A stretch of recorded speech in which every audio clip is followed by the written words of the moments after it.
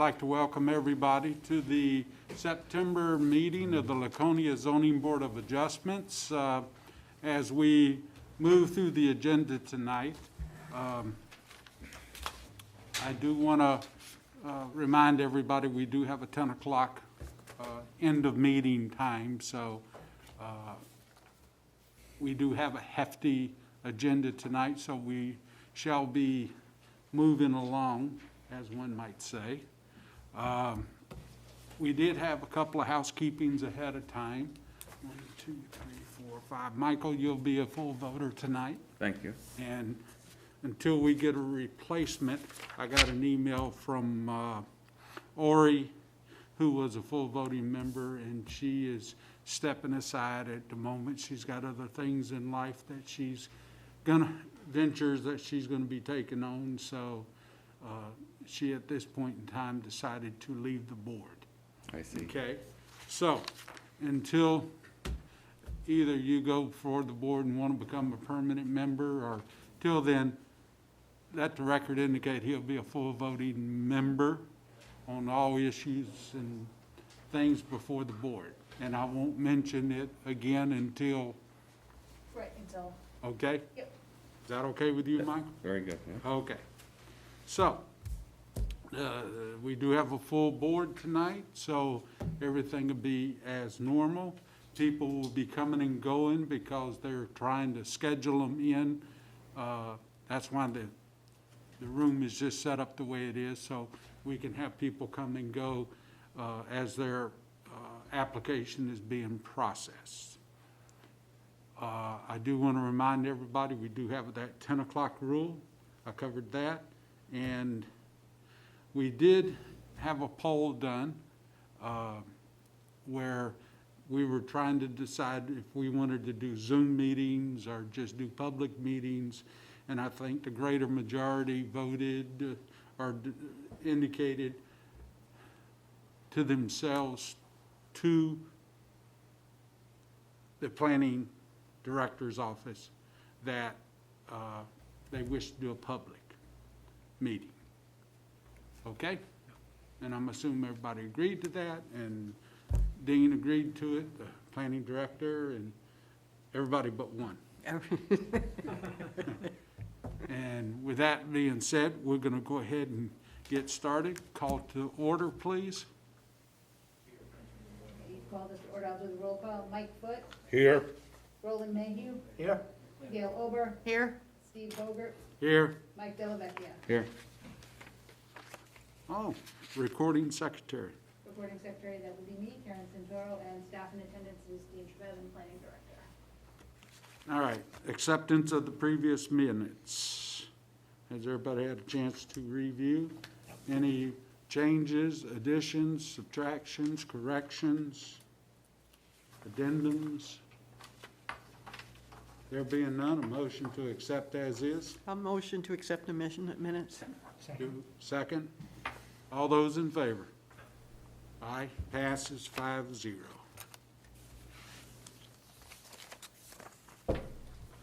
Okay, we have extensions coming up. Aqua Vista LLC, special exception extension request for 664 Scenic Road. Then we have another. They have 3 there, so we're going to go ahead and listen to all 3 at once, vote on them individually, and move on. Okay? The second one is Aqua Waterfront LLC, special exception extension 63 through 99, Fletcher Lane. And the last one is a variance extension, 6399 Fletcher Lane. Would the applicant please come forward and introduce yourself for the record and tell us how we can help you? Good evening, everybody. Chris Dupree on behalf of the applicants. We know each other pretty well at this point, it seems. I've been here a number of times. Our status is largely unchanged from my last visit here. I guess other than we have completed all of the construction was underway along Scenic Road. This is the last project that we have. Our planning approval is still in place. I'm back before the planning board in October to request an extension there. You know, I mean, with everything going on in the world today,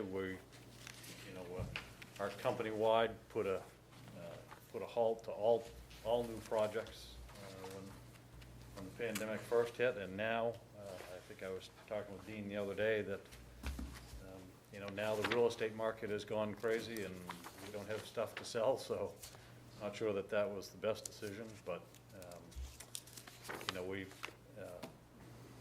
you know, made a considerable investment in this project by way of extending all of the infrastructure and everything there that we need for the project, so, you know, still hope to get it off the ground and going, but no change as of my last visit. All right, any questions? I have none. Okay. With that, we'll go ahead and discuss if there's no changes, and we can go ahead and make motions for the three.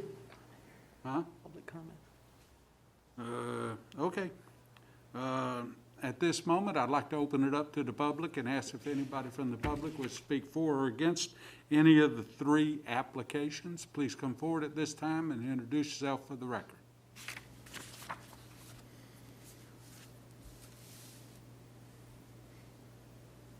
Let the record indicate no one wishes to come forward to speak for or against these three applications. Therefore, I'll bring it back to the board.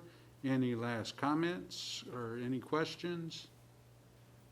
There being none, any closing comments for the applicant?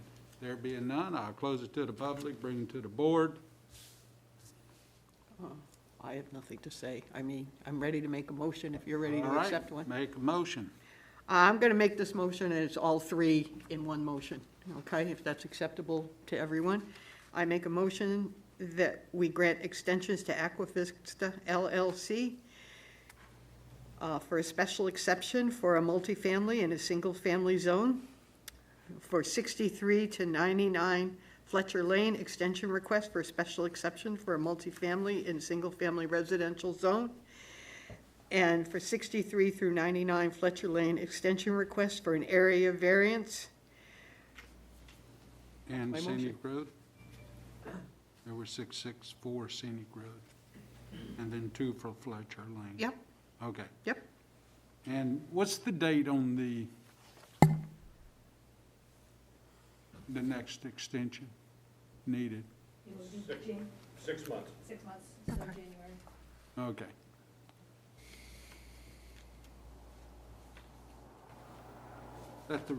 If you don't mind, I'm gonna add that to the motion. No, that's fine. That's, you know, Please I add mean, that date to the Yep, motion for all three.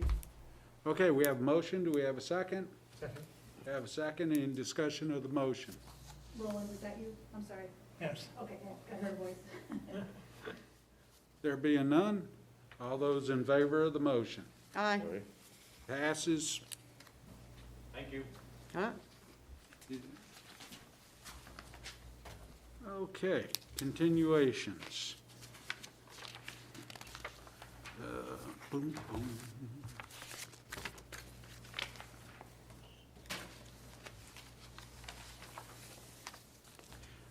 The first application is 4 Duffers Drive, Unit B, special exception for short-term lodging. Applicant requests special exception from Article 7, Section 235-7 to allow for short-term lodging. Applicant, please come forward, introduce yourself for the record. Hello, my name is Dwayne LaFocati. I've owned 4B Duffers Drive since 2004 and been renting it in the summertime, short-term rentals ever since that time. When we're not renting it, we're usually in there. You know, like my wife is there now, and not sure when she's gonna leave. She's from New York. And yeah, have no problems with the association. Association's been good with it all along. Haven't had any problems over the many years. And this is a new requirement that's come up, and decided to come in and get this thing approved. See what it can do by getting it approved. Okay. Okay. It indicates here that you have an email from a natural retreat. Do you have any contracts or anything, or leasing agreements with these people that will indicate this, other than an email stating that you've done it? Well, I could see if I can get one from them. I don't have anything with me right now, as Okay. far as a contract or anything like that. Okay, because that is one of the requirements of evidence, because within that, it indicates that you have to have evidence showing that you've had it for, I do believe it's 5 years of leasing it, and the email's nice and everything, but we actually need a copy of the agreements that would show the actual agreement that you've had with someone doing this. And the natural retreat should have documentation. Yeah, they if you've been should. a long term with that, I could so. probably dig something up from, my Yep, archives. Yeah. I okay, don't have anything with me though. yep. That's fine. I have no questions. I was going to ask about the contract, but you seem to have taken care of that, so, our copy of the contract, yeah. Any other questions at the moment?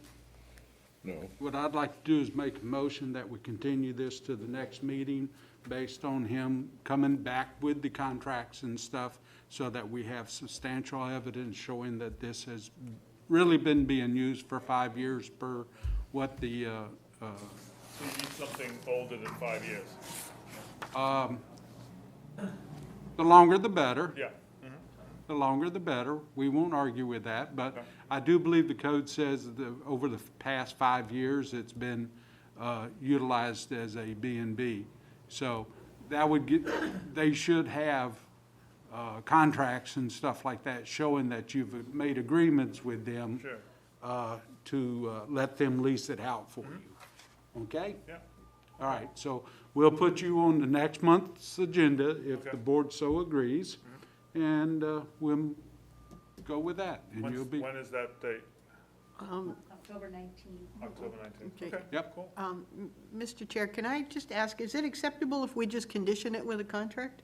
well, we've I done mean, this before. have we had any and we- trouble not getting them from? Yes, Okay, I did not know that. well, that's, Okay. until you've asked, I wasn't gonna say that out If that's the front. case, then I'll second that motion.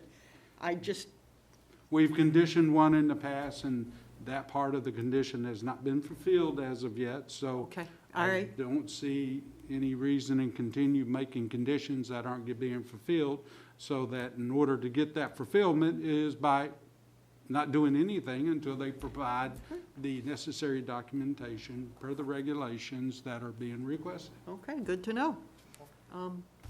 So I make a motion that we continue to this based on the information that needs to be provided to the next meeting. Okay, and I seconded that.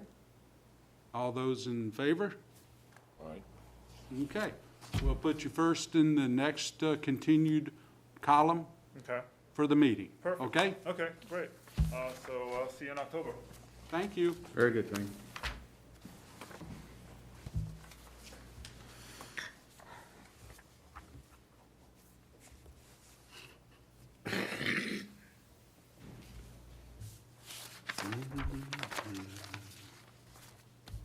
Okay, the next one is 176 Pleasant Street, special exception for multifamily dwelling, application number 0050 SE. Applicant requests special exception per Article 7, Section 235-26 to allow for a conversion to a multifamily resident. Applicant, please come forward at this time and introduce yourself for the record. I don't believe he's here. I would suggest just skip over and see if he I'm shows going to up. skip over it and And the next one, too. the next one Got too. Are the people for Bowman Street here? Yes. Okay. Let's see, it's 650.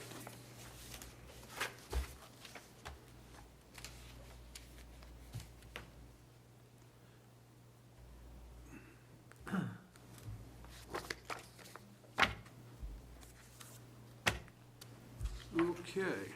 The next one is 55 Bowman Street, special exception for short-term lodging application. Application 0069. Applicant is requesting a special exception for Article 7, Section 235-70, subset 2, to allow for short-term lodging. Would the applicant please come forward to introduce yourself for the record? Hi, my name's Neil Pankhurst, the owner of the property, 55 Bowman Street in Laconia, also the producing artistic director of the Winnipesaukee Playhouse. This property was purchased a couple of years ago, 3 years ago now, when the Playhouse's arrangement with the Taylor community had to stop as they had sold all the houses they were lending us. And so we were forced, essentially, having tried to do many other options, to purchase a property to house our actors. And that's mostly a summer thing from sort of June all the way through till September. In trying to pay the bills that come with owning a property, we have therefore been renting the property out in the short term to try and make some money to pay those bills so that the property can be used free of charge for the Playhouse in the summer.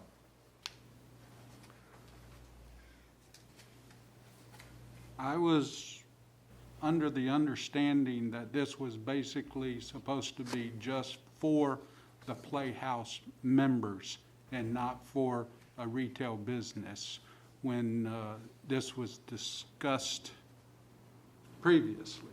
Am I? I don't recall that. I've had a lot of discussions with a lot of people about this, that asked this law. And so I'm going to ask a question of Mr. Parkhurst, and maybe Dean can chime in on this. When the city council passed this law, they carved out a community benefit clause Correct, specifically for you, correct. okay? Can you tell me why we as the zoning board should give you something that we cannot give anybody else in the city of Laconia? Well, I think the piece that you're missing, the piece where you say there's no commercial benefit. Community benefit. No. Yeah. He was saying that he did not think there was any commercial part of this. The theatre gets to use this property for the entirety of the summer completely free of charge. Uh-huh.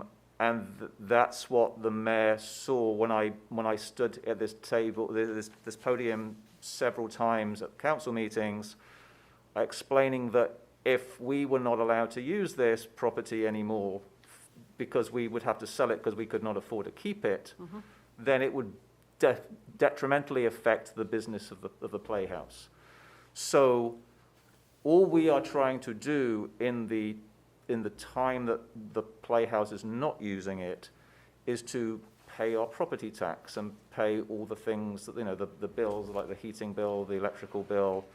That's what we are trying to accomplish in that. The community benefits from it, and the previous mayor understood that from the fact that the theatre company gets to use it free of charge, which allows then the community of Laconia, Meredith, the greater Lakes region area to come to see the shows. It was going to really negatively affect whether we would even exist and continue to function as an organization without the ability to use this property in the summer. And the only way we can afford to keep using that property in the summer is if we can make some money to pay those bills the rest of the year. We don't, just to clarify, we don't make any money. The property doesn't make any money. I think there is a false understanding that people that use short-term rental, the people who have these properties, actually make a lot of money out of it. That's not true in the slightest. Certainly not for us. We normally individually have to put money into the property beyond what it can actually make in those times. And obviously this year with the pandemic, it hasn't made any money at all because no one was allowed to even go anywhere. So Okay. I don't know if that answered your question. No, it gives me from your mouth what I've already understood. Mr. Chair, could I indulge you and ask Dean to address this for us? Because I think what we're being asked to do is to carve out, and what the city council has done, and we're being asked to bless a rule that applies only to you at this time. I don't, it may be No. at this time, but I think that there was a larger notion that other people could have a similar, I think there was something, for example, that was happening at the hospital where people had, they were having to short-term lease property to nurses who were coming in for the pandemic, for example. Those sorts of things would clearly be a benefit to the community, that those nurses come in because the hospital's needing them, but they're only coming up for like, a month or 2 months at a time. So those types of things, I think, was what was also wanting to be included when they were coming up with this. But you're right, it was actually written with the Playhouse in mind. Okay, thank you. Does anyone care to hear from Dean on this? Are we okay to go forward? Please. I don't know if you have a microphone, but, I come up here. I mean, is that our understanding of this, is that, So, two things. Yes, this provision was drafted largely to accommodate the Playhouse. However, in the discussion when when the city council was enacting the ordinance, there was a hope that there could potentially be other community benefit situations that would qualify. They were not defined, and off the top of my head, I'm not here to tell you what that might be, although I think the example of maybe visiting nurses, at a location near the hospital or something like that would be something that you certainly could consider as meeting that criteria. So I don't think it was exclusively for the Playhouse, although largely it was. To the second part, I don't believe that there was an understanding on the city council's part that the only time it would be used for short-term rentals would be for the Playhouse. I'm pretty sure that there was an understanding that it would be used other times of the year, and they would be charging people to use that as a way of, as has been explained by the applicant, to at least pay their expenses in lieu of the fact that for 3 months of the year, they're not getting any money. no, I agree, okay, and I understand that. I guess my question is does LRGH own the properties that it allows its visiting nurses to stay at? I don't believe so, no. Okay, have they made any application to you at all? Or to this board, for We have- short-term rentals?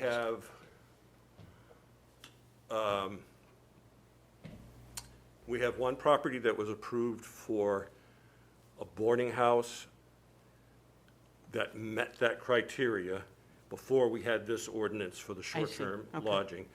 And there is one other property that I'm aware of that is very near the hospital that is targeting,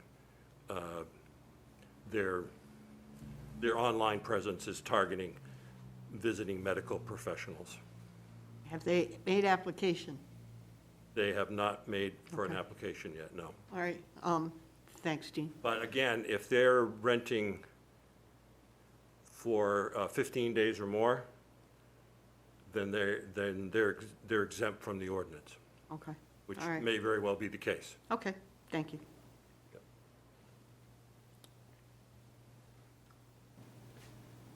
Okay. I guess I have to be, I do want it in the record that, I understand the purpose of the law, but I just want it on the record that I'm not a big fan of carving out legal exceptions for small groups of people when society at large is precluded from benefiting in something that benefits you. Well And that's said. just for the record, that's not directed at you. Oh, That's well- just well said, That's Gail. directed Thank at the city council, who may or may not reappoint me next week, but that's the price one pays. So beyond that, I'm set, and thank you. And if any, I'll cede the floor, Mr. Chair. So your target group of people for off-season renting is what? Could you explain what you mean by your question? I'm not sure I understand what you're asking. I guess you have, the majority of the use is supposed to be with the playhouse people, correct? What, if you mean majority use is in terms of the time, How long, it will be from June through September is when the so playhouse 3 uses it. months? And 4 months? Correct. And then for the other 8 months, what is your target audience? So, whomever applies to come here, I would say mostly in the autumn, it's going to probably be, people who are coming up in general for leaf peeping. In the wintertime, it's primarily people who are skiing. And I would say, not that we have very many people in the spring, but in the spring, people who are coming up for a short vacation. Would you rent it for 3 months at a time? Yeah? If someone came in and said 3 months at a time? Mm-hmm. Then they wouldn't be here. Right, Then they wouldn't be here. right, so it's for under 15 days. Right. Okay. Any other questions at the moment? How do you intend to fill up this place? What's your advertising method, or what do you, In terms of people coming to use the space? just people walking off the street? It's on Airbnb's website, and in terms of people booking, you mean? Are you going to have a representative that, someone that these people can call to set up an appointment to rent the apartment? If it was a longer term, you mean? I just don't understand how, for 8 months of the year, you're going to put people into that building on a rotating basis. How are they going to know if the place is there? Who are they going to contact for rental and to pay the rent and so forth? So so it's on an Airbnb website, so they would contact originally, through that, they would contact us, and then we come up to, they come with an agreement to how they want, what they're paying, and then they come in and like any other Airbnb property.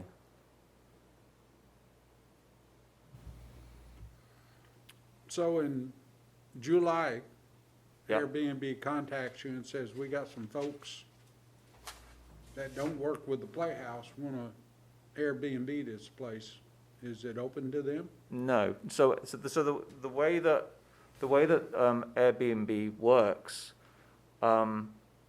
is that you essentially create a calendar, and you as the people who run the property can blank out certain times. So it will be blanked out from pretty much the beginning of June all the way through to middle of September. Will be how it is. So they have no opportunity to even look at those dates and even try and come in at those dates. Okay. So this is going to be Airbnb. This yes. How many bedrooms is this again? 5. Does each bedroom get rented out Airbnb style, or No. do they rent the whole house? It's the whole house. How many people at a time? So as per the application shows, it can be as many as 10. It rarely is, but it can be. That's how many beds there are.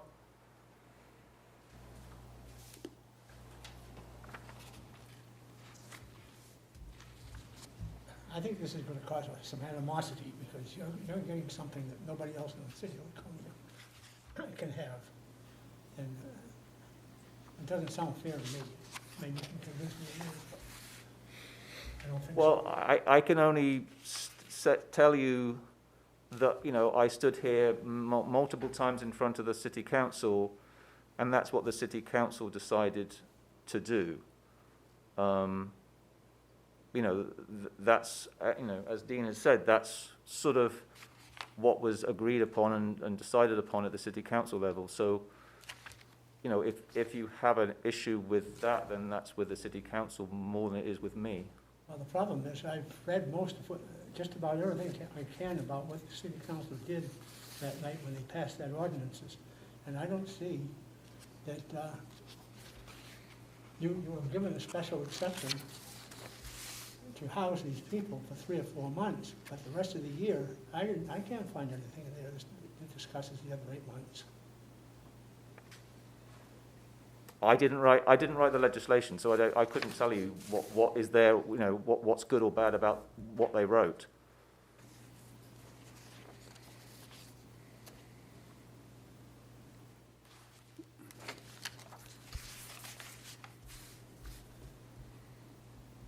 I can only tell you that, you know, that's what the city council told me would be happening, you know, that's what the mayor decided to do and make that exception. And you're right, it at the moment means that we as an organization do have something different to most other people. Although, you know, although you've also passed, you allowed somebody to have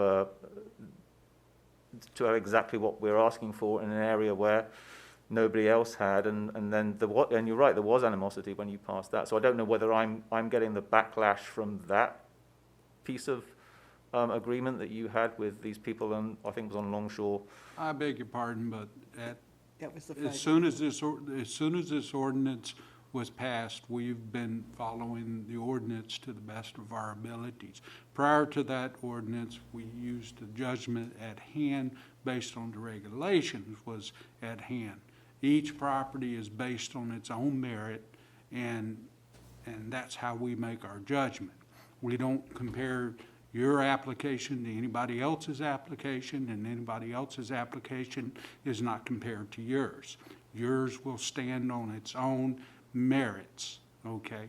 And based on what the city council has indicated to us, and through the writings and the minutes and all the discussions is what we have to go by. They did not give you a privileged right for a variance, okay? Because if they did, they would have just gave it to you at that meeting and said, have a nice night. But they didn't. So they left it to the judgment of this board, okay? So that's why we get to ask these questions. Whether or not everybody likes the questions, that's, sorry to hear it. But, so do we understand each other? Yeah. All right. With that, I'm going to open it up to the public and ask if anybody else from the public wishes to speak for or against this application. Please come forward and introduce yourself for the record.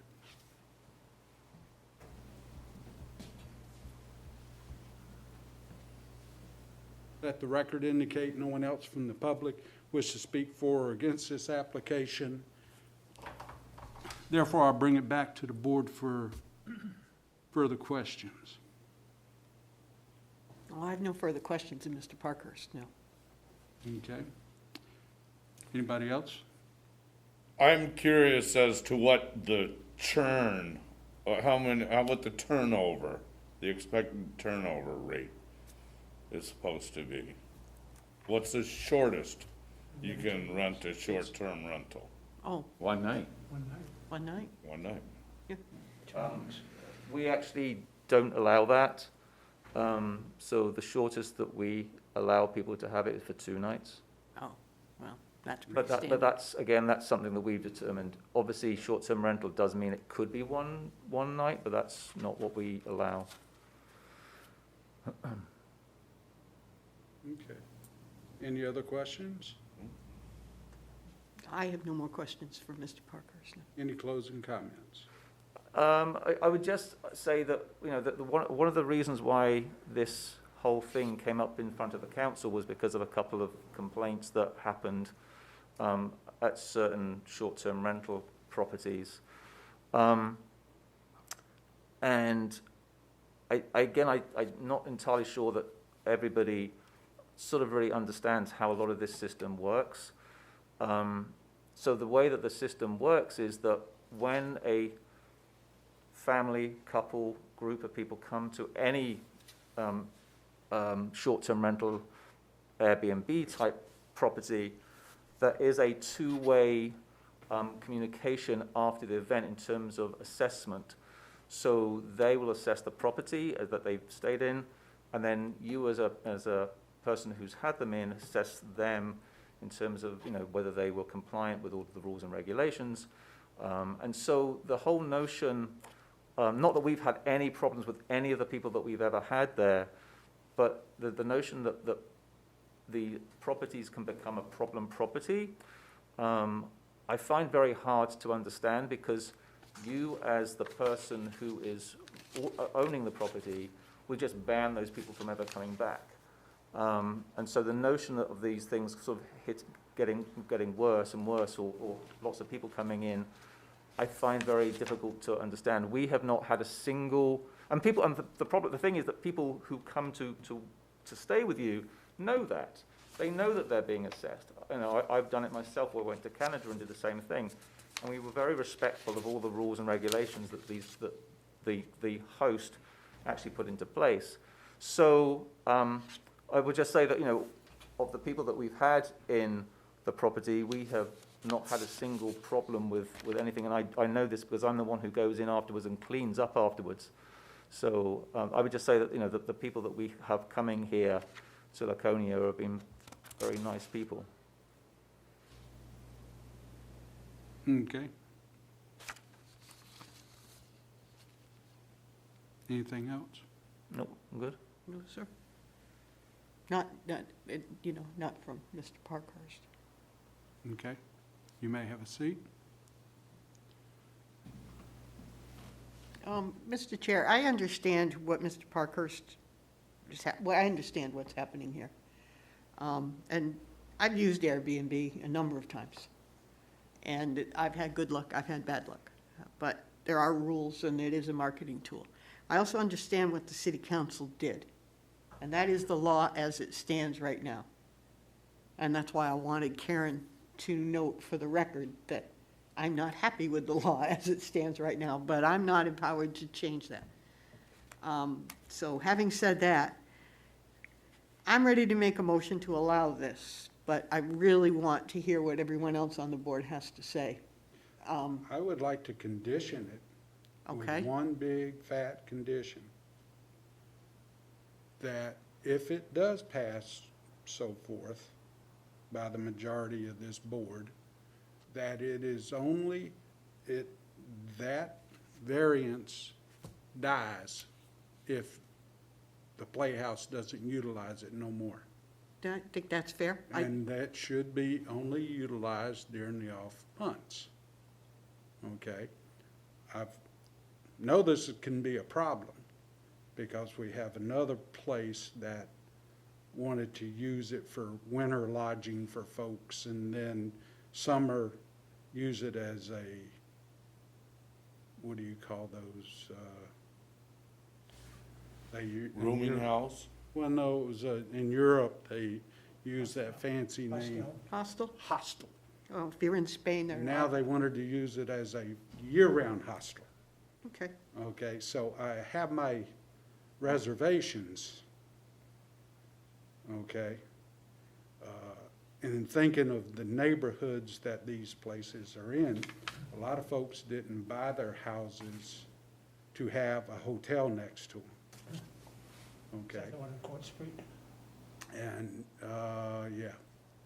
And So the last hope that people have in protecting their neighborhoods is the zoning board, okay? So I carry all these things, and I've said this on many occasions, okay? People in residential neighborhoods deserve to be able to live in residential neighborhoods and not have businesses all of a sudden, oh, let's have a business here, and now your neighborhood is being disturbed by a change, and then the next change, the next house. Oh, we've done this here, we've done it here, it's done all over the block, why can't I do it? I hear it, for 18 years I've heard it. So when I say this, and it's for the majority vote, No, I understand what you're saying. that it be conditioned that if the Playhouse ceases to use it between June and September for its members, then that variance is null and void. Is that something we can do, or can I pass this by the attorneys, or? No, I'm willing to make that motion, contingent on the free use, by the Playhouse, because he doesn't charge people who stay there.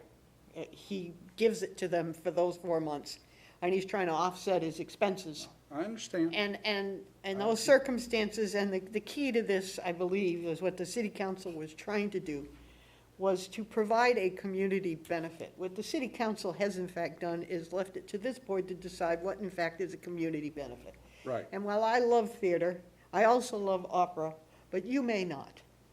And so I can foresee other people coming in and saying, I love to go home in my house and not have every other weekend someone strange living next door to me. That's why I personally did not.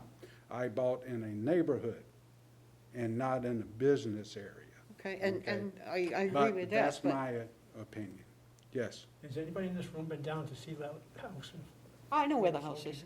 I've Almond Street is an extremely tight neighborhood. It's a very dense. he's got parking. He's got good parking He's there. got I the mean, parking, it's, it shows it. yeah, So, yeah, there's no problem with parking or traffic or anything like that. The issue is more of a constitutional one, if you will, if the little, if the little city of Laconia can require a constitution. I'll be honest with you, if somebody else were to come forward and not get a variance, this would probably not stand up in court, if they were willing to take it that far. And that's something the city council has to deal with in the future going down the road. Because, as I said, I think what makes it important is we 5 are left to decide what in fact is a community benefit and what isn't.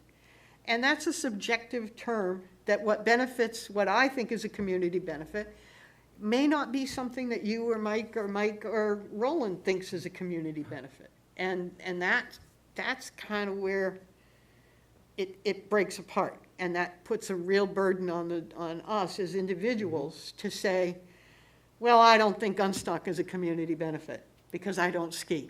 Whereas, but what I'm saying is these are all private businesses who could make a argument. Pittman's Freight Room has a blues operation. He could make the same argument that music and the blues is a community benefit. I happen to believe it is. You may not. if it was. And one to be- that's the can of worms that we're opening here, but we didn't open this can. The city council did. And I do understand, that's why I wanted to have this discussion tonight, so that they can understand the burden that they placed on us. I have heard that there is some language tweaking that's going to be needed to be done in the law as it stands, the ordinance as it stands. But that's not the case now. It's not the case now. And now, for now, I'm willing to make a motion that we grant the Parkhurst their special exception with the condition that if it's no longer used by the Playhouse, that the special exception becomes null and void. And then I say let the city council deal with the rest of the fallout. So I will make that motion if I could get a second, or I don't know if I can. Is there anything else anybody wants to add to the motion?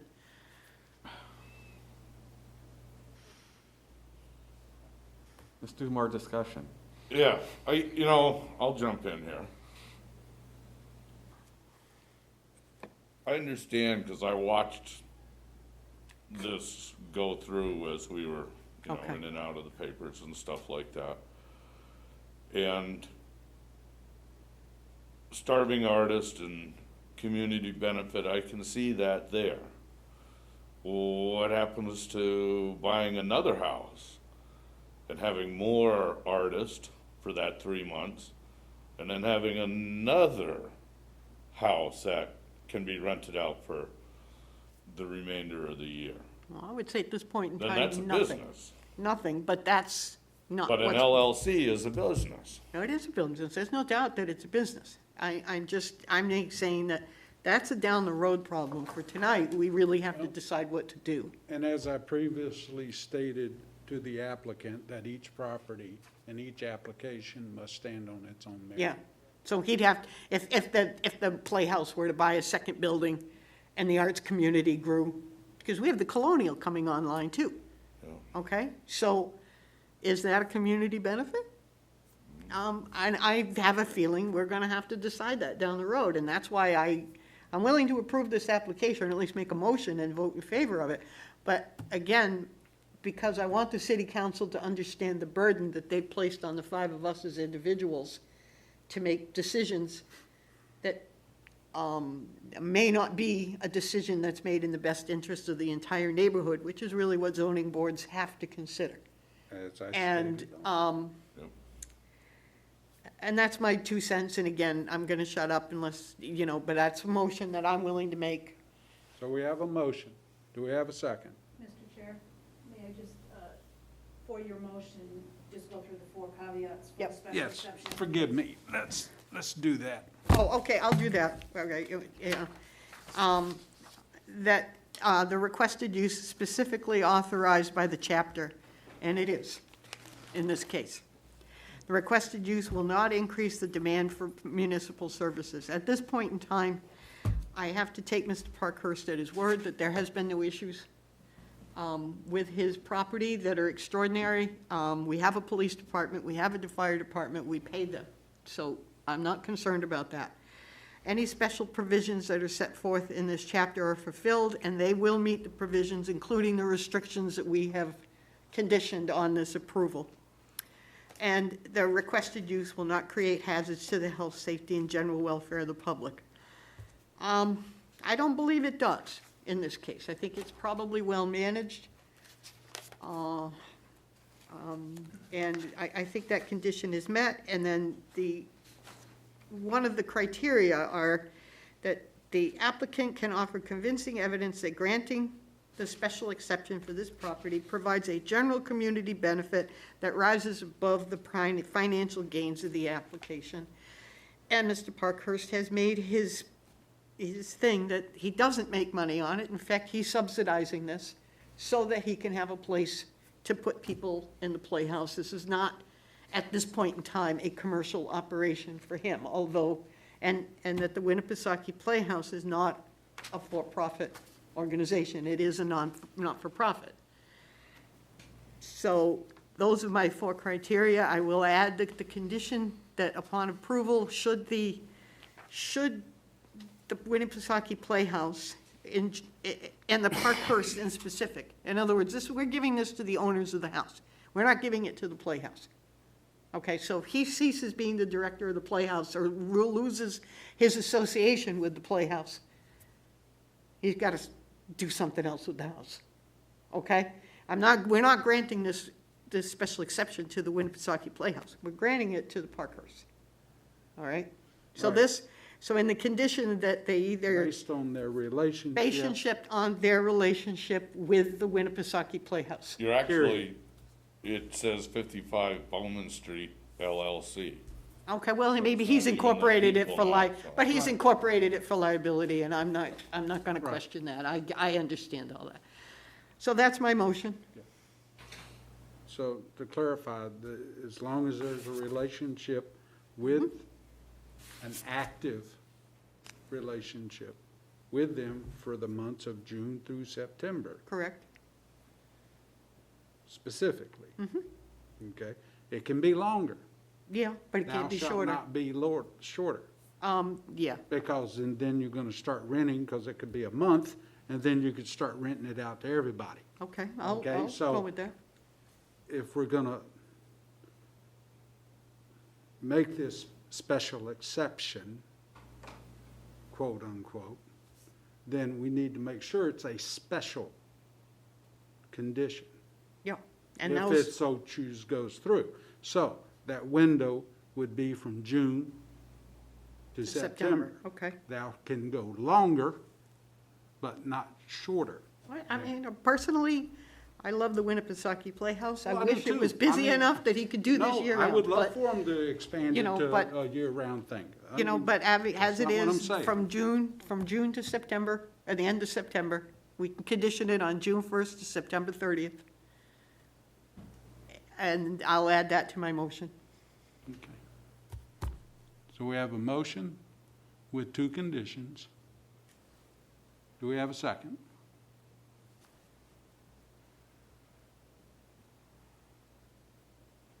I'm, really want to find myself convinced here, Okay. you know what I mean? And I'm not, I guess I'm not quite there, so.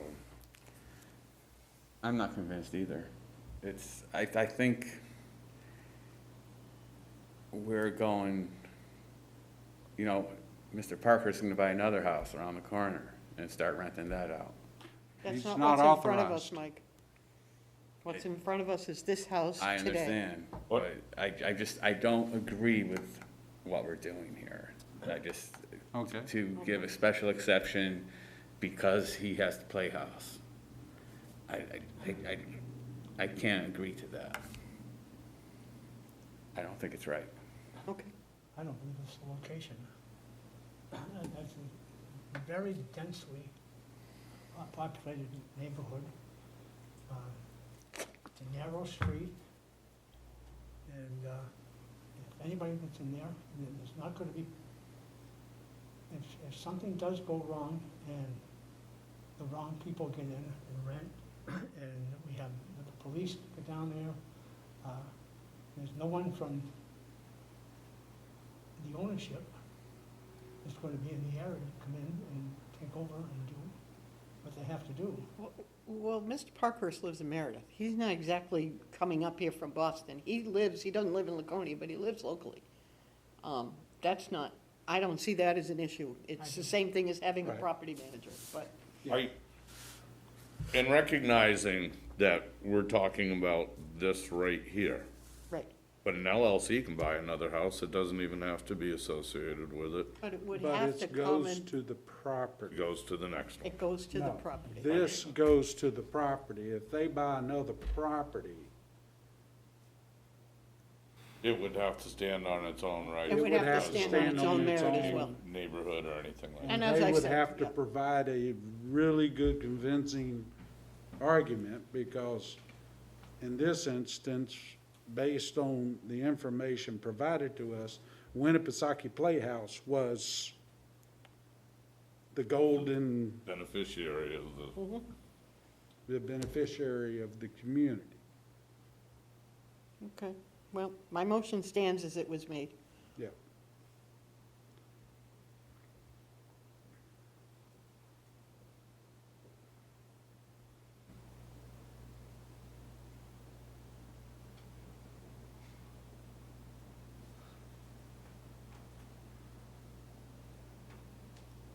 I'm gonna second it, Okay. and that way we can have a vote, yeah. and then see where it lies.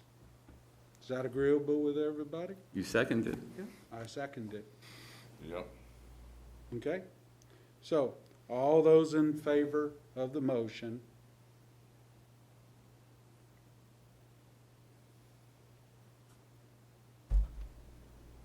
Okay.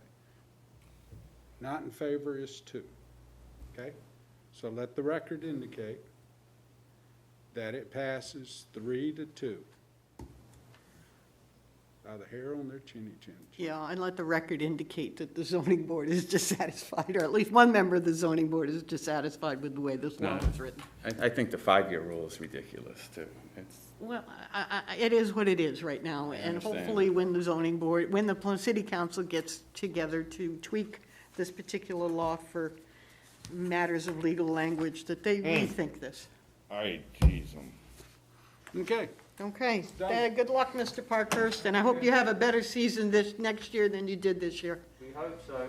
Who knows what the Okay. coronavirus will bring us. Ah, it's been 40 minutes, yeah. and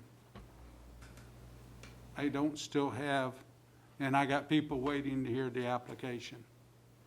So it's not fair to every other applicant to let him sit at his wheel when he knew his relationship, right? We talking about Pleasant Street? Yep, Pleasant Because Street. that's been on the agenda for 3 months now. Yeah, it and keeps he getting hasn't come, postponed. so- What's happening there? I'll make a Well- motion that we either continue this until next month. No, I I don't want think to it's continue it been any within- longer. I think it's been within reason that we've seen them before, and not even let it go 3 times. I say, Well, you willing to make a motion? That we deny it? We can do that? No, just Did you call and continue say it, he just, wasn't coming? No. so continue it to the next meeting. No, He's already done that he's twice. done. yeah, This is the 3rd time it's been on the agenda. Yeah. So you want to do it without prejudice, reject it without prejudice? Yes. Yeah, I'll make that motion. I motion that we deny this application, 2 applications, a variance for 72 Church Street, or, I'm sorry, it's not, it's 176 Pleasant Street, and the special exception for 176 Pleasant Street. I make sure that you have those, without prejudice, which means he can reapply at another date, but we're not holding his spot in line. yeah. I'll second that. All those in favor? All right. Okay.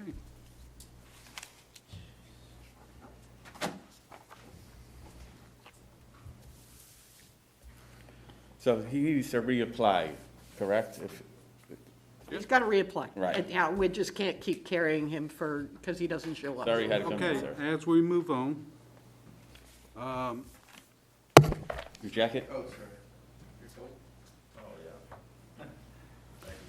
the next application is application 0072, variance 233 Mechanic Street. Applicant is requesting a variance from Article 6, Section 235-36. Green space allowance is 40%, increased to 41% to allow the expansion of an existing driveway. And there's a second one. No, Nope, this one's a standalone. This is a held over from last week because he wasn't here. I don't know if he left because of the meeting or he just didn't show. It wasn't made clear at the last meeting. all right, is the applicant here? Okay, Mr. Chair, he was one that we requested come a little later, expecting to be a little further along. I did communicate with him, he's going to be here as soon as possible. Okay, we'll move on to the next one. Is 1144 Wares Boulevard here? And I believe Is that that's where we are? the same situation. I did communicate with them, but they are going to try to be here as quickly as possible. And is Carriage Lane, 40 Carriage Lane? Massachusetts Ave. Pine Street. Anybody? Step right up. What are y'all here for? Let's go for that direction. We're here the second time for 144 Weirs Boulevard. And 1144. I'm sorry, 1144. The last time we were here for 3.5 hours with a Yeah. no-show. And we're back with another no-show. And we all don't live right here, so we drive a long distance to Yeah, get that- here. Yeah, 1144 will be here. We had requested to come a little bit later due to the extensive Okay. agenda. So he has communicated he will be here this evening. okay, I Ma'am? apologize for that. I really do. And who's Who's here? Well, they're actually here to ask for a rehearing, correct? 1144 is the one that was continued from last month. 144 Lake Street is the one that's, I'm sorry, I'm mixing up my, Oh, boy. yes. okay. There's only 12 left. So did you hear from 1144? Yeah, we had told them 8 PM, so that unfortunately, we expected those other two applications, so we're kind of ahead of schedule.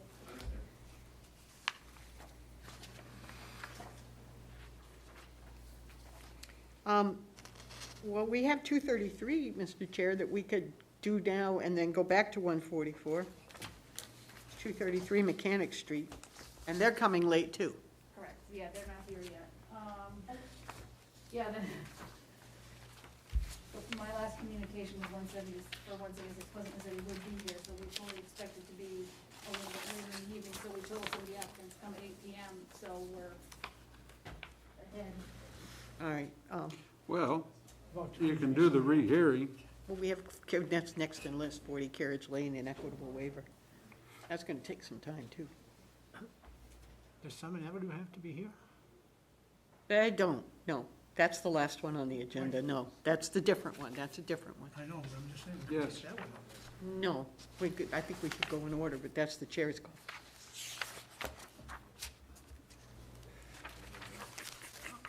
The only people that don't need to be here is a rehearing request. Summit Avenue. Summit Avenue is, no, this is 144 Lake Street. Summit Avenue is, A reapplication with a, it's And then substantially 23 different Summit than Avenue, the the one that we had, they wanted to split the piece of land. Well, those are here too, but well, it's up to the chair. I say we take them in order for those that are here, and then the other people, you know, I didn't schedule these meetings. so is 23 Summit Ave here? No? Same thing, we pushed everybody back a little bit, trying to keep the social distancing, obviously. Well, they're distant now, aren't Yeah, they? they're Yeah. distant. If the chair doesn't mind, if we could take a 5-minute recess, I can try to communicate with some of these applicants. Well, I'd get like to, them- I think before we do that, I think we should find out who is here. I did, and no one's here. Okay, that's an That's issue. what I was These doing. people are here. And these folks are here. Unfortunately, the Except for applicant is not. the Okay, lady in the back. I'm on a butter for the Endicott Street. Okay, okay. so the only one we can do and not be out of sorts would be the rehearing. Yeah, Which You one? could just make a motion to move it up in the agenda, and okay. Okay? All right. Which one? Due This is to a- the circumstances of tonight and the social distancing, we seem to find ourselves timed where we've moved faster than the applicants can be here at the moment. So therefore, I would make a motion that we go ahead and go to other business. And we have one item on the agenda does not require the presence of the applicant, which is the rehearing request at 144 Lake Street, Unit 10. So I made a motion that we go ahead and move that up. And I'll second that motion. Okay. I'm assuming all in favor? All in All favor? those in favor? Aye. Let's just do as much of this as we can. This will be quick, trust me. I'm not inclined to give a rehearing. Not a doubt. Anyone else? I That's can't the one where remember Lake Street. the people from Guilford and across Pogus Bay were objecting to rebuilding Correct. a house that had burned, Oh, yes, yeah. okay? Yes. And they were building it a little taller than the original structure, but not any taller than any of its surrounding houses. And the people across the street argued that their view shed was affected by this. Right. And yet they had no legal documentation. No, well, no, it doesn't. Views aren't protected. Who's requesting a rehearing? The people across the street, They're requesting a they are rehearing. requesting that we rehear this, yes. I can't imagine why. It was pretty clear last month. They have a right under the law I to see, request a okay. rehearing. So I make a motion to deny. But aren't they supposed to present The some rehearing? evidence? Nope. Second it. Well,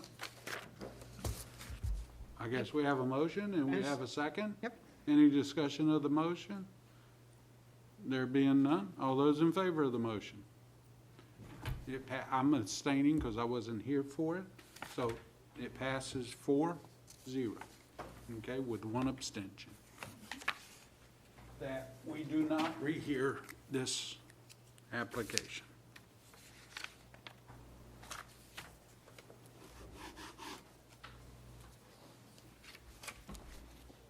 And you say people are on the way, so, I Yes, don't know. I'm actually messaging one of the next applicants, tell them come sooner than I told them before. Should we adjourn? Um, Or we want to beat up on the city council a little more while we have a lull? Recess. So we're Don't adjourn, starting- go to recess. wait a minute, Do you know the address of the Hallman Street Playhouse House? 155, wasn't it? Well, no, that's Bowman. They have a street on Holman, they have a house on Holman Street that they was originally interesting. given the, Well, if they're not renting it short-term, it doesn't really matter. The only thing in front of us right now is this property renting short-term. They can own 65 properties in the city. If they're only renting one short-term, well, the that's Holman it. Street property's being rented also. That may be for long-term. all right. Y'all want I to don't take a know. break? I do. Yes? Yeah, sure, take a break. Choice, I mean, Well, let's do another one. Well, I don't know that anybody's here. there's no one here. Have you been notified that anyone's not coming, Karen? No, as far as I was aware, even when somebody said Pleasant was supposed to be here, that was my last communication. I had spoken with everyone else, but again, like I said, we told them 8 o'clock, 8:15 to try to separate people. And- But I did communicate with, and I got a response from 233 Mechanic and 1144. They're going to be here as expeditiously as possible. Okay, fair enough. And I'm actually sending a message to a couple of others that I have in my phone that I can see if I can get them here earlier. All right, I make a motion to recess for 5. Second? Second, let's go. During recess, you stopping us?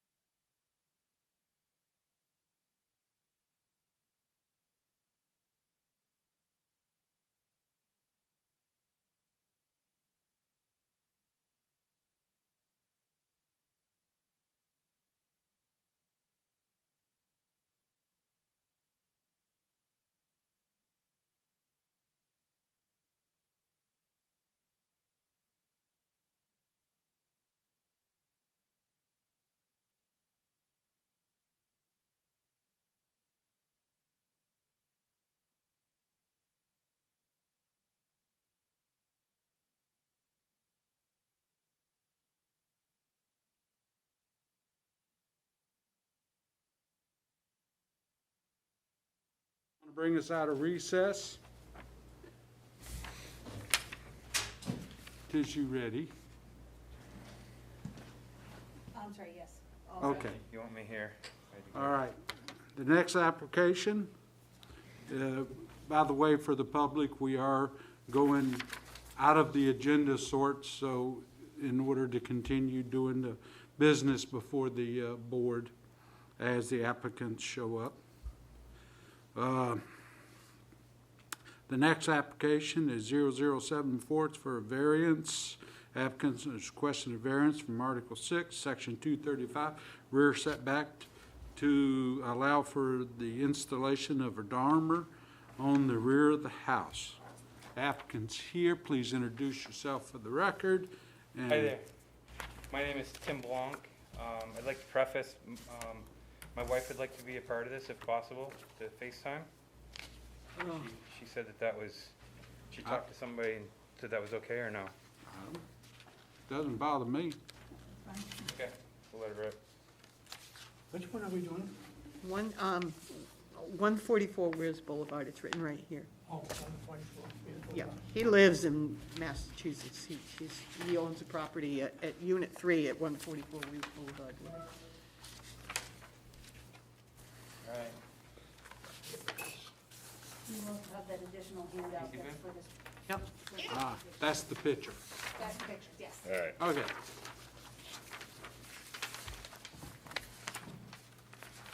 All right, there we go. Okay, so, name again is Tim Blanc. I reside here in New Hampshire, in Walpole, New Hampshire. I am looking for permission to add a dormer on the Pier 3 side of Unit 3 in Proctor's. The building is not, has not been built yet, so we are looking for, my wife and I are looking for, to submit a full building plan and the whole shebang, but the variance is a piece that I wanted to get going ahead of everything else, and the building permits will be submitted tomorrow. This is new construction, This is gonna be new construction, same footprint. so What's, why, New construction, same footprint with the addition of a dormer, so it's an increase in the bulk of the nonconformity. It sits very close to the water Even and the though side it's within the setback. footprint. does it increase the height? No. The dormer will not increase the height. It'll increase the height, the new structure is higher. Okay. That's not what the variance is about. The variance will not increase the height. So per the construction permit being approved through the normal process, if that's approved, the dormer will not increase the height of the building. Okay, how, I'm still confused. how far from the shoreline are you now? On the map, we are 15 feet. The building is on the beach. There is right now, it's probably like 25, 30 feet because of the migration of sand. And that's, have you torn down? Has there been any demolition? No, the building is still standing. So the building is still standing? You Yes, no propose to construction's been done. tear it down, rebuild it where it was, Yes, and add a dormer, add a dormer. okay? But the footprint, the drip line is pretty much gonna be the same? Exactly the same. The drip line is exactly the same, although Drip line's the same, and from the center line of the house is gonna be the same. Exactly the same. So it will not exceed the center of the house. No, the variance is needed because of the close proximity. We're only 2 feet off the property line for Pier 3. And it may have Oh. something to do with the shoreline as well, but I don't think so because the building structure doesn't need a variance to rebuild it. It's just the dormer. And quite honestly, it doesn't really make sense because we're not getting any closer with a dormer to Pier 3, so I don't know. I'm Asking Am I the same looking at the, question.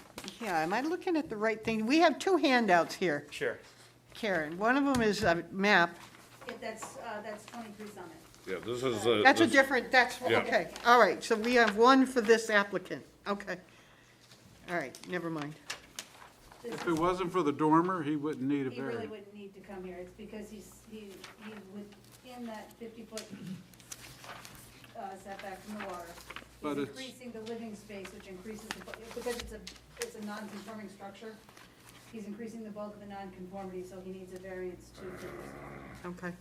And he's putting 2 dormers on, That's one of the proposals, I believe, he's got a proposal with a single and then a proposal with 2. okay.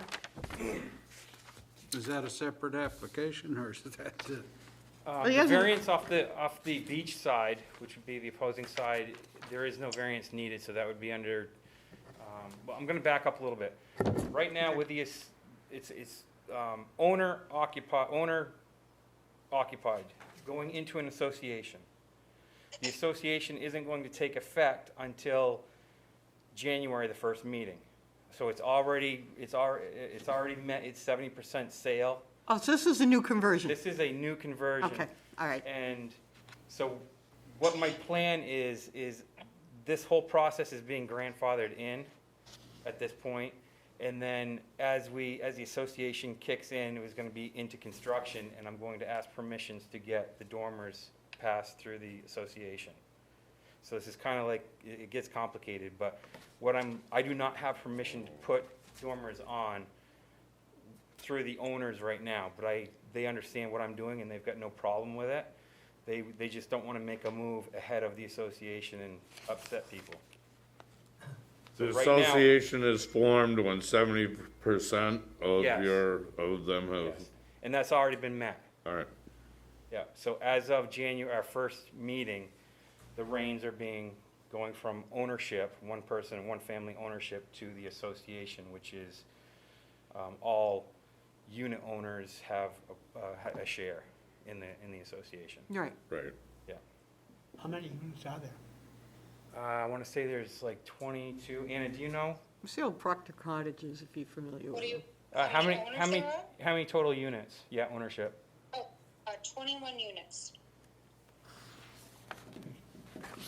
And you're just here for a dormer. I'm trying to do what I'm supposed to. No, I'm trying to get, and we're trying to figure out why you're even here, but now we Right. know. Okay. And that adds to the nonconformity, because this is already, and you say you're 10 feet, how many feet away are you? Sure. Away from the property line? But you were before. Yeah. Correct. There's no way you could jog that a little further away?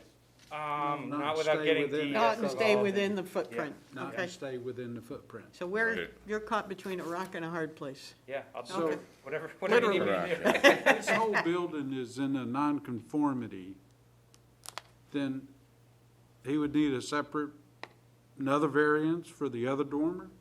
Correct. The application was for a single dormer. If you choose to go the 2 dormer, I was told originally I don't need one because it's got nothing to do with the property line.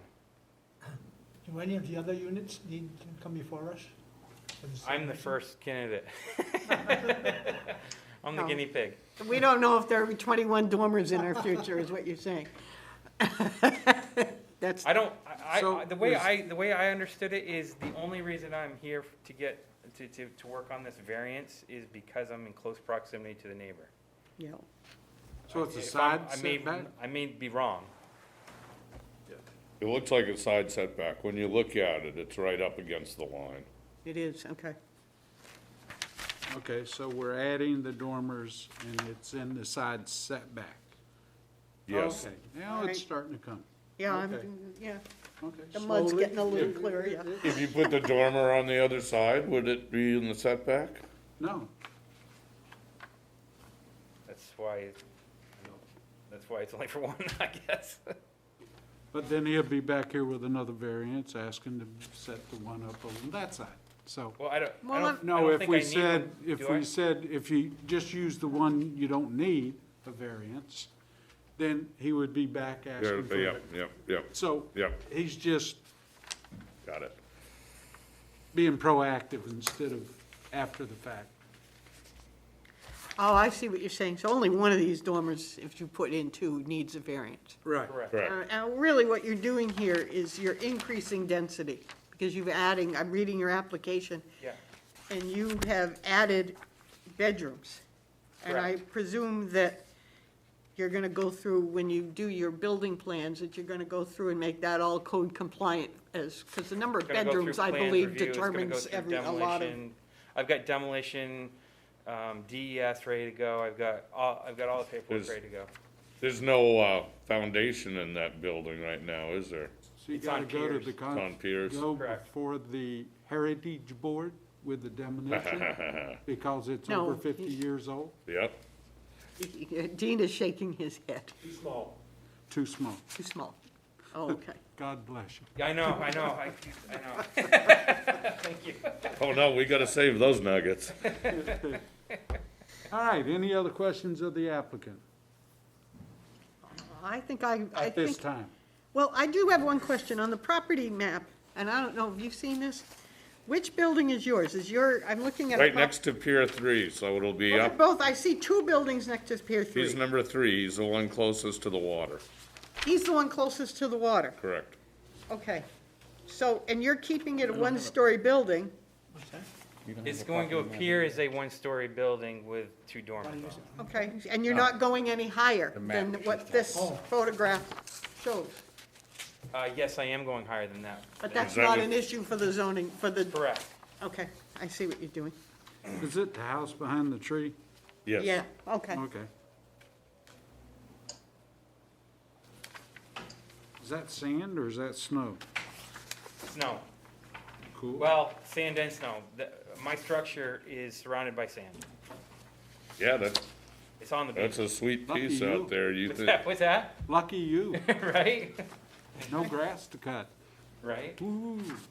Yeah. Yeah, there's a And- rule for And him just, so, the structure behind, I heard you say that, when I purchased the unit, I was among the first 3, I believe, I think we were number 3. The unit behind was going to be owner occupied, it was gonna stay in the family. And I purchased that building knowing that they wanted to find somebody that was gonna rebuild it. So it's in their interest to have that updated. Aye. All right, And- but- And when, now, that structure has been sold to another party. That sale, it was laid out to them that they were to purchase it with the understanding that we were going up. So, in their view, they never had a view even with the structure as it is. Oh, So okay. their view will not be obstructed. They don't have any view to the, I wanna say, from the lake looking forward. I see. They don't have a view to the left of the tree. And my structure is gonna be 100% to the left of the tree. So, Unless they have a view right in their deed. right. I'm just saying, like, I'm not moving in to try and Create a problem. create a problem. Right, Yep. right, I get it. Yeah, you're just trying to build something that suits your family. yeah. You gotta leave, what about the tree? Tree I wanna standing? try and save that tree. It gives so much shade to our property.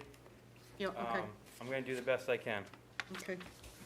I'm banking on a lot of sand and, an easier excavation. What I'm seeing here, Mr. Blanc, is to the right of the tree, it looks like a shed or something, a build on. I'm looking at a picture from the zoning maps. Is that all gonna be incorporated into the house? Can you, can't see, can you see what I'm looking at? I don't. I can approach if you want. Yeah, please.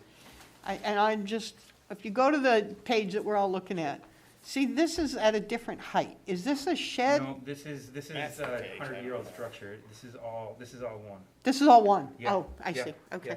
That's, all right, Wait a thanks. minute, show me one now. Okay. This is all one house? No. That's a She's separate she's house. asking to the right That's of the tree. attached to that. Yes, that's all attached. Okay. This is And separate. all of this Yep. is coming down, and you're rebuilding there, and you want to build with a dormer, and you're going up higher on the tree. Correct. All right. Thank you. Okay. Any other questions at the moment? Not for me. There being none, you may have a seat for a second. Sure. I'd like to open it up to the public and ask if anybody from the public wishes to speak for or against this application. Please come forward at this time and introduce yourself for the record. Hi, how you doing? I'm John Cinnamon. I'm the president of Pier 3 Condominium Association. Okay, We certainly we have no issues with them rebuilding their structure, et cetera, but what we are concerned with is that if you look at the building now, there is no second floor at all, essentially. And this is not what you would put a dormer on, because you're not gonna put a dormer on a crawl space above the ceiling. So No. it's going up, Yeah, and it's going out according to what was submitted, because there is no, foundation currently. And if you look at the plans that are submitted, they're actually going out 4 more feet for excavation to put in footings and a foundation. and that's 2 feet closer to the, Us. okay. So and you- currently, the way that the building sits from our picture, it's just below our deck line and the windows of our unit owners. So you're the unit To the right? to the right. So, yes, we are, I don't know if I can pass this around. If you Yeah, sure. Yeah, it belongs to us But afterwards. it belongs but- to us Sure. now. It's ours. No. Well, it's gonna belong to It's gonna the belong to city. Karen. yeah. What's underneath the deck here? That's our marina. I see. Underneath Okay. the deck is our marina. Very good. So, when I look at this, we completely understand that we are not entitled to a view. However, one of the things that the applicant has to meet, that he's not gonna affect property values. And when you put a building higher up that blocks the windows of views of our current unit owners, and blocks the deck, and also changes the wind flow across our deck, it clearly affects our value. And that's something the applicant have to show that he doesn't have to affect. And our value is going to be affected by blocking the lake view and being closer to us and being in our line of sight. Okay, I have one question. I understand your objections. Yes, sir. Yeah. Are they objections for the zoning board? He can go up by code. 35 feet. Well, He can go up I- to 35 feet. Well- And I'm asking you, why wouldn't if you're the president of the condominium association and he needs your permission to do anything, I don't know what your bylaws are, but I'm sure you've adopted them. He's the neighboring. He's the property. neighbor condominiums, Pier Yeah. 3, it's a big building. What she's trying to say. Oh, you're from I'm Pier the 3? president of Pier 3. Oh, I thought you were the president of the And we new took a vote as an association. association I'm as a sorry. board because it's going to affect our property value. I And see so what I you're saying. understand that he can go up, but he's here to request a variance, and one of the key elements of a variance that you don't affect surrounding property values. Whether he can go 35 feet or not, this change is going to affect our property values. Okay. So all right, let me explain. The dormer, let's take the dormer out of the Yeah. picture for a second. He wouldn't even be here other than for a dormer. And the So- footings that are going in for the new, The footings are not before us. Okay, none of that's before it's us. in the application, sir. If you look at where he's excavating 2 feet outside around there, if I understand correctly, maybe I'm misunderstanding, but there's a 2 feet excavation in his comments around the Well, the footprint. comments has just the comments. He's Okay. here for a dormer, okay? He can build his house within the same footprint and come up.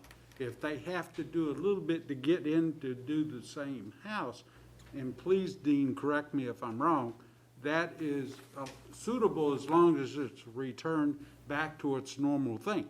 He can't add any distance into that 2 feet on either side, you see. So as long as his building, let's say that's his building footprint. Yes, Okay, as long as he doesn't exceed this, and this, he has the right to rebuild in that same footprint Agreed. up to 35 feet, and he's not correcting me, I so I must be. 100% agree. Okay, with now, that. so, with that being said, all he's trying to do is, so he can dig over here, put a foundation in, and return it back to the same condition. He could do the same over here. Now, he can't go on your property to do it. So he has to have the 2 feet on his property in order to do that, okay? Yes. Anything he's Which we doing. wouldn't care if he went on his property temporarily, we want to be good neighbors, Okay, so. so that 35 feet height, he would not still be before us, okay? Agreed. The only thing he's trying to do is put a bump out that's not gonna exceed that 35 foot. That 35-foot ridge line across the center of his roof from my understanding, is what's gonna affect your view, okay? Which, I'm sorry. Again, view, I understand is not part of New Hampshire state law, but property value is. I understand, Yeah. but You have signed- the building of that house at 35 feet would go without us. That's a permitted right. Agreed, Okay, agreed. so what you're trying to say is that adding a dormer on less than 35 feet is gonna affect property value. That is correct, but what I'm here for is that there's a variance in front of you for side setback. Right. No, No, no. That's what the application says. Rear setback is what it says, it's actually improperly noticed. It's actually for side setback. Yeah, that's not even filled out. I agree with you there. to add the density to the building within the same footprint is all he's asking for. Yeah, He gets no other privilege, his drip line of the house is gonna stay the same as his. He wouldn't need a variance for just doing what, as you said.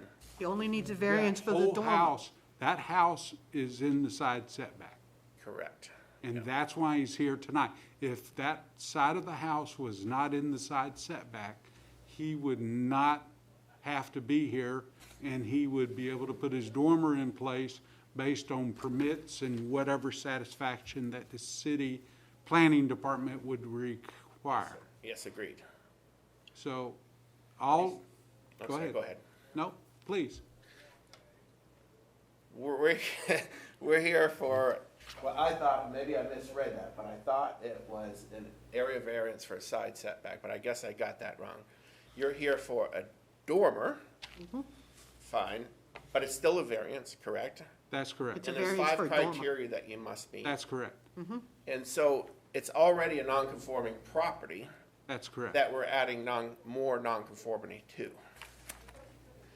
And so when you do that, there's the 5 criteria that must be met. One of those is property value. And the other thing is we don't want to add to an existing. I understand, and now here's where I'm trying to Maybe I missed to it, get this sorry. understanding.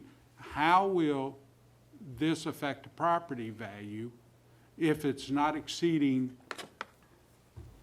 the height of the ridge of the house? If it was higher than the ridge of the house, okay, I understand how that could affect the Because property. the ridge of the house is raising.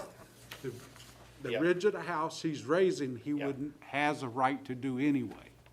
He would not, you understand what I'm trying to say? No, sir, I'm sorry. Okay, the height of the house by the code, building code here in the city of Laconia is 35 feet. That's a maximum. Yes. That's maximum. Yes, sir. 35 feet and 1 inch, he would be Yep. not a happy person, okay? So, at 35 feet, he's able to raise the house, as long as he doesn't exceed that, without any variance or anything needed, other than a building permit and the blessings of their building stuff. If it wasn't already non-conforming, correct. That's correct. But it is Okay, as non-conforming. long, it is non-conforming. Yes. And he still doesn't, if he doesn't build the dormer, he has a right to build within that footprint up to 35 feet. I look at it perhaps slightly different. There was a variance given for a setback based upon a building plan, back when this was originally created. There was no zoning back when this was originally created. There Okay. was no There zoning. was no That's why it's zoning. grandfathered That's in. why, Okay. that just leads to why we are all here tonight and see things from different points of view. There was Okay. no zoning back then. And Okay, that's that's why I'm fair. trying to take the time to Yes, sir. explain. I'm not trying to Yep. create I'm just trying to help you to understand, and so I could understand the valuation, because that seems to be the crux of your discussion, is that it's gonna devalue the property next door. And what I'm trying to explain is that 35-foot height is a given, okay? That's not what he's here for, is the 35 feet. That dormer, which falls within the parameter this way, And that's why I asked that question up front. Is it gonna be less than the roof, the center of the house? Okay, the ridge. And as long as it's below the ridge of the house, okay, this being the ridge of the house. Yep, I At understand what you're saying. 35 feet, which he's by law allowed to do, or by the code allowed to do. If he was up like this, then he would have issues.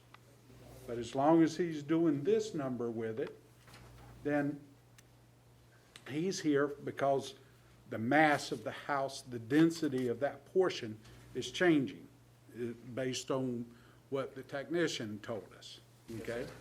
And so that's why I'm trying to understand how, if we took the dormer. I get exactly what you're saying, and when I look at it, I understand your point completely from that standpoint. However, because it's non-conforming, it requires a variant. No, sir. A variance, it doesn't? The dormer requires the variance. Yes. The rebuilding of the house to 35 feet does not require a variance. If he just went 35 feet up, If he Right just on the same rebuilt box. that footprint, it went up, he would 35 still have to feet. come here for a variance No. because of the 2 feet. No. Dean, let's recognize Dean. Yes. Dean's waving frantically.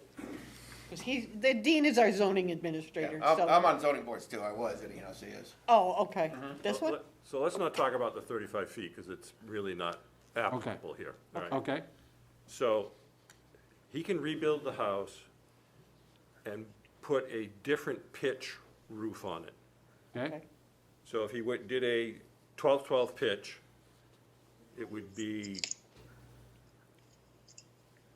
a few feet higher than what it is right now, because it's a very, I don't know what the pitch is now, but it's a very low pitch. It's probably a 412 or 312, whatever it is. It's a very low pitch. Okay. The building's only 15 feet wide, so the maximum the ridge would be above the ceiling joist of the first floor is 7.5 feet. So we're only going up about 4 more feet. So that's what we're talking about. So if all we were doing is a roof, is a change of pitch in the roof, would not need a variance because there's no bulk. Bulk is the key term here in our zoning ordinance. Okay. An attic is not bulk traditionally. Because he's adding the dormer on the side that faces Pier 3, that is within the setbacks, 10-foot setback.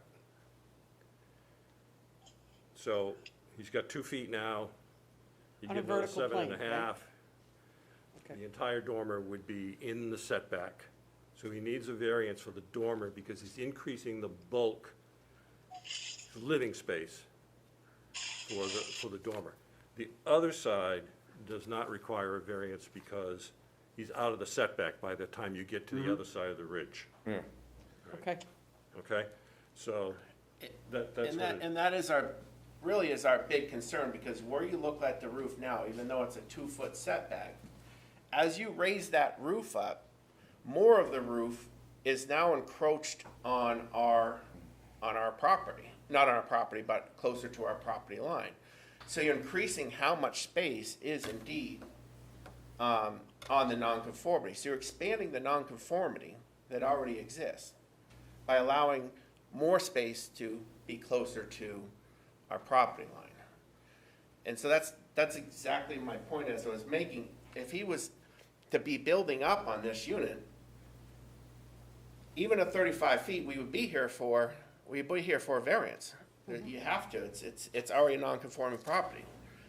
Since we are here for a variance, there's certain criteria that has to be met. And one of those, again, he wouldn't have to meet this criteria if there was no variance required. But because he has a variance required, he has to meet the criteria of not affecting property value. The other one he has to meet is the hardship or special circumstance of his property. When you look at that as well, I don't know what the hardship that's demonstrated. The property was recently purchased and the condition that it's in. So I'm not sure, I don't know how he met the hardship test on this or even the special circumstances of this. So when we look at these total, we don't have a problem with him rebuilding the structure and moving forward, and we'll work with him and help him any way possible. We want to be a good neighbor. What we have an issue with is increasing more a nonconformance on a property line. Okay, so in other words, were you on the zoning board in New Hampshire? Yes. So what you're saying is that, first of all, I don't know how long it's been, but they have changed, this legislature has Yes, it has. changed the hardship requirement. Yep. And there are different criteria that he can meet, so he is not claiming a hardship, okay? Just so that But you you know then that. have to have your special condition of the property. Right, and And those, so what is the special, I don't think he's the met the special condition condition. is that no fair and substantial relationship exists between the general public purpose of the ordinance and the specific application of that provision to the property. And then the other one I Correct. believe you're talking about is substantial justice, which is number 3. Yeah, so the special condition test that has to be met, you have to show some kind of special condition. The only special condition that I can see on the property is that it's non-conforming. That doesn't help your argument any. Well, it's not my argument. No, I'm well, I mean, just trying, the yeah. applicant's So- argument, I'm sorry. If it were to continue in its deteriorating condition, would that not also have an effect on the property values around? Currently, it wouldn't have an effect on our property because we can't see that property. When we're on our deck enjoying it and the side units are looking out their windows, we don't see that property. We see the tip of the roof and that's it. Yeah, okay. Mr. Chair, I have a technical question that I'd like to ask Dean Sure. about this. This is a question. On this application, and if you got the application in front of you, what we have is under 5, the unnecessary hardship. We have clause 1 and clause 2. Only number 2 is filled out. Doesn't he have to address both of them if he's not claiming a hardship? And this is technical, but I really, I really want an answer to that.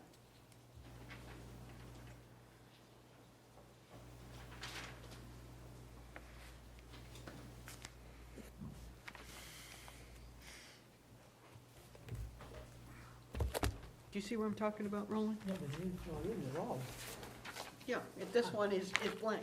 So technically speaking, this application could be incomplete. Except you have the applicant here, you can ask him to Okay, give you a reason. all right. Yeah, I would, and I wouldn't even say as much as incomplete as it fails to meet the test. And so maybe he can provide more, and maybe I have this all wrong, but as we understand it, talking with the property owner of his property now next door, that this is the situation. And again, we don't want to stop him from making his place nicer and everything else, but we are concerned about expanding on that nonconformity and meeting the actual requirements required for variance. Okay, so you believe he fails on substantial justice?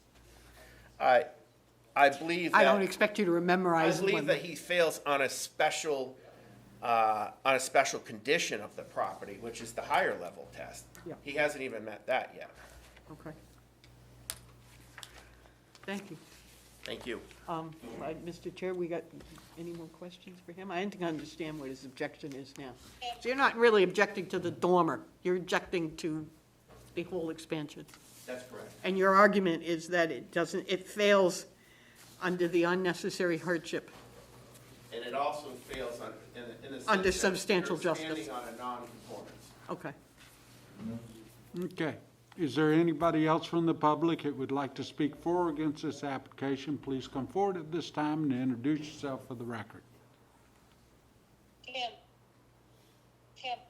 Oh, he's sitting down, sorry. Disembodied voice on the telephone.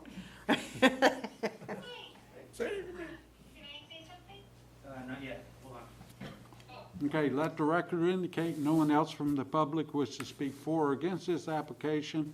We'll bring it back to the board for further questions. Do we want to ask the applicant if he can address specifically the substantial justice and the first clause on the application and limit it to that? Sure. Okay. You filled this out. Are you understanding what we're asking of No, you, sir? I don't. My wife may. Okay. Go ahead, Anna. I didn't hear the question. I do have a question though, but go ahead with your question. Well, my question is that substantial justice basically boils down to, it has nothing to do with increased adequate space or current capacity of sleeping quarters. Substantial justice is that it has to do with the development of the particular lot with current codes and regulations, and while causing no diminutive value of negative impacts with the neighborhood. And that's my question, to address that, and then we'll go to the next one afterwards. These are very specific criteria, just so you understand. Yeah. I don't have the, Yeah, I know, I'm sorry. my question, yes, I understand your question. The variance form did not say that each fact in support of granting the variance was required. The verbiage is very clear that it's just, you outline your specific facts that you want to outline. It's not saying each one is required, so. Well, this is number 3. If that was our misunderstanding, then that's our error. We can certainly bring more information to the table as needed, but it just wasn't clear on the form. Okay? So my understanding is that I do need a variance to rebuild the structure without any dormers at this point.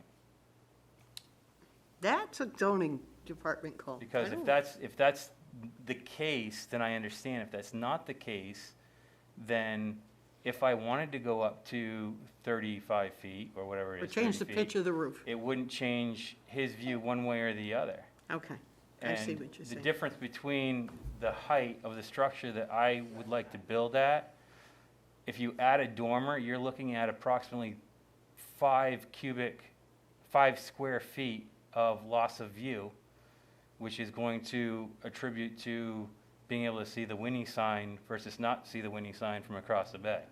Okay, Because the peak height is immaterial. right. And if I wanted to go up 30 feet, there would be absolutely no difference in his view with a dormer without. Okay. Because the corner of the building is not protruding out anymore, nor is the drip line on either face, gable, or Pier 3 side. Is there any reason you can't build a single dormer on the other side? Well, you're looking at a ton of square. I'm going from being able to put It's just a the bedroom, rhetorical question. I'm trying to make the structure suitable for my family. Yeah, okay. If- You're That's, going to see a dormer on the other side anyways, I bet. But this dormer is driving it to for the variance. right, yeah. He can do whatever he wants with the house. And once again, He could if put it a new roof wasn't- on his house and change the pitch, is what I'm understanding Dean saying.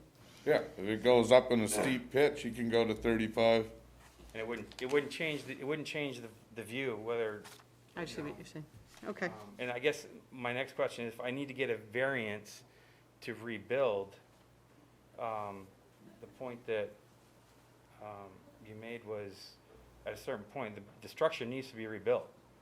So, it's falling apart. We knew it was falling apart when we purchased it. We purchased it to rebuild it, not thinking we were gonna have any issues.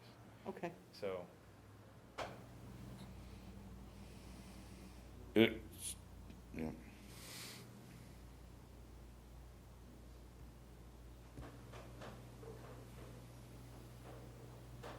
I guess kind of what Still gotta go through shoreline protection, right, and all the setbacks and I don't know everything about like that. that. DES is, it's not that big of a deal with DES in that the structure's not getting any closer.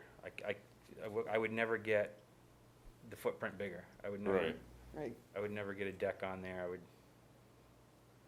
But as far as, So you're confined Yes. to anything you do. yes, You're confined to that footprint, correct, which is where it is.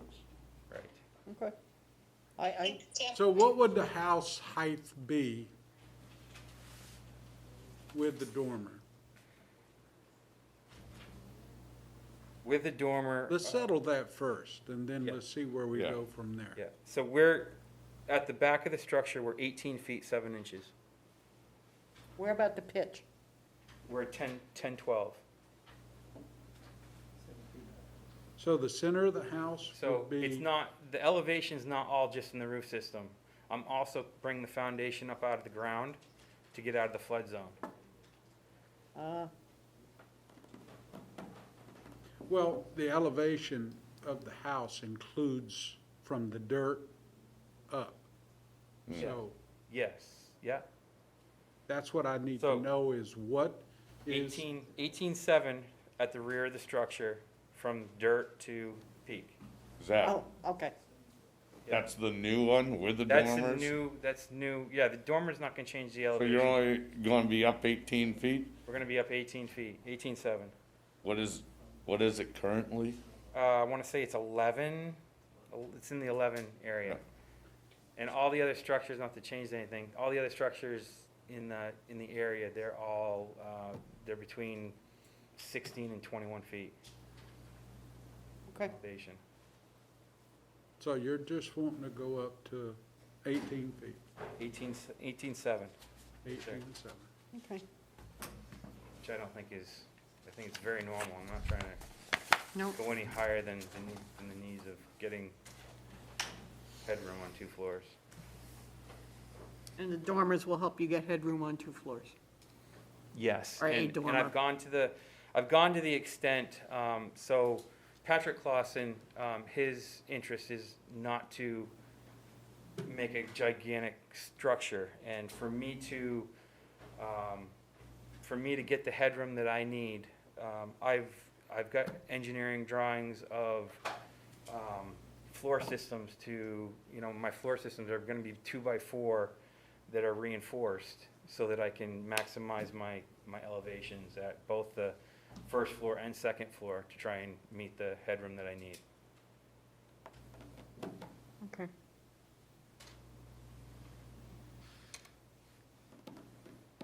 Okay. Yeah, Yeah,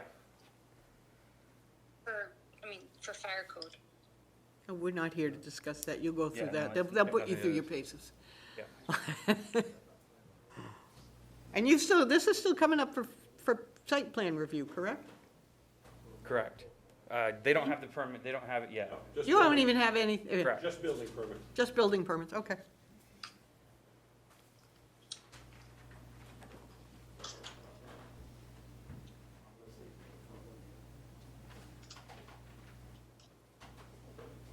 Any other questions at this time?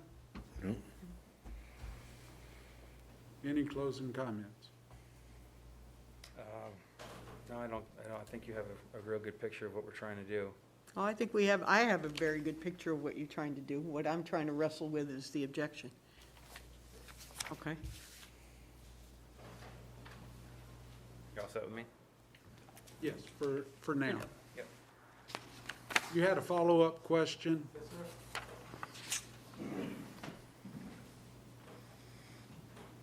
Hi, I'm James Grace. I'm the unit owner, which is right behind his building that he wants to go up. You in Pier, are you talking Pier 3 or the new association? Pier 3. Okay, I thank live you. at Pier 3. I'm on the board as well. I know right now he's just here for the roof, to change the roof. But ultimately, he's changing the height. I know there's no rules against height. But the height, how it affects me, my 2 windows will be completely blocked. It'll block the airflow. It'll affect what my unit is worth, being an end unit. Being an end unit next to a building that's higher than my windows is a negative factor.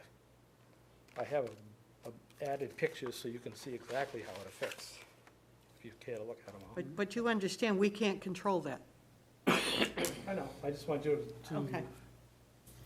understand. what No, I'm- I don't mean to dismiss your concerns. I'm just saying I don't believe that, in my opinion, that's not within the purview of this board.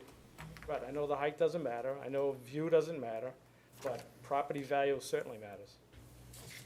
The other end unit on my other end would sell in a minute compared to mine if I'm looking out my bedroom windows, and now I see a wall.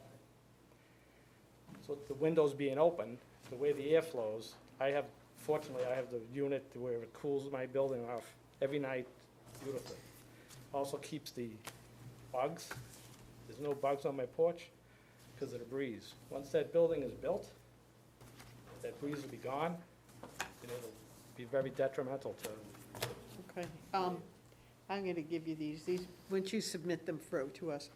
So, but I guess the specific question I'm gonna ask you, sir, and I'm sorry, I've forgotten your name, is, how's the dormer gonna affect you? Right now- Dormer is the only thing we have control over in this board right now, Right now, the dormer is not gonna affect. okay? But ultimately, when he comes for more variances or whatnot, the height of that building in the end is going to affect Pier 3 without a doubt. Okay, Me especially. okay, thank you. Right And now, does the anyone building else? is 11'9". It's gonna go up 7 feet.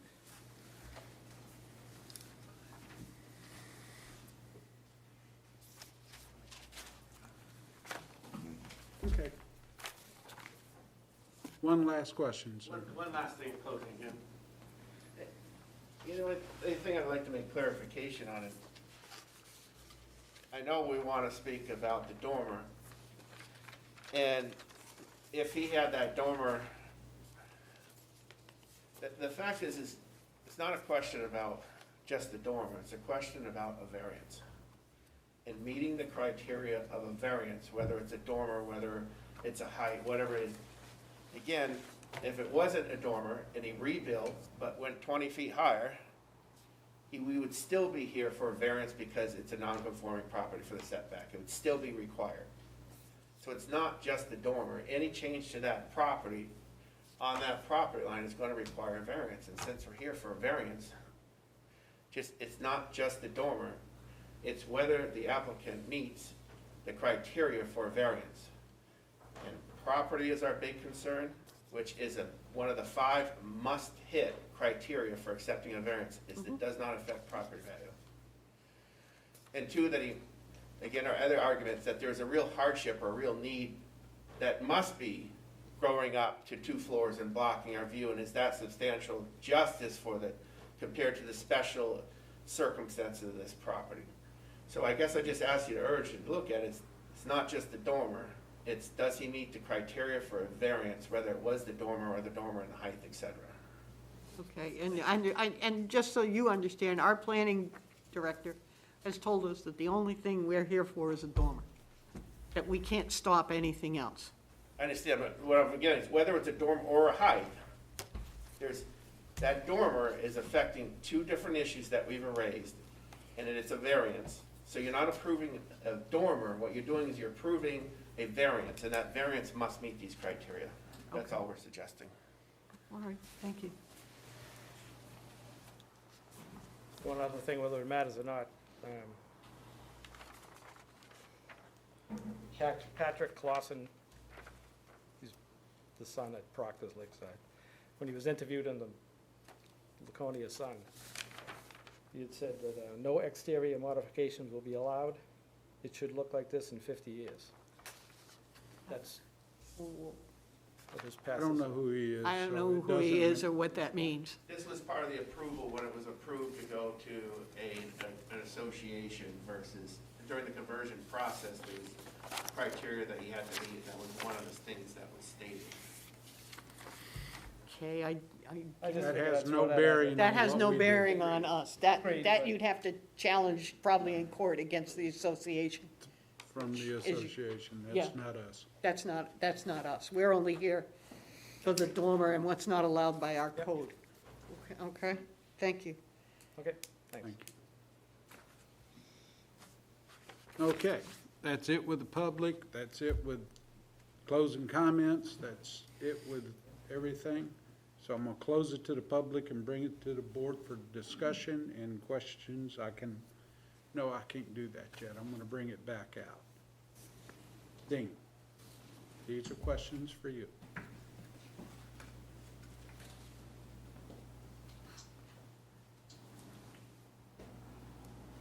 Without the dormer, no dormer whatsoever, would he be able to rebuild the house in its current footstep to what height without needing a variance?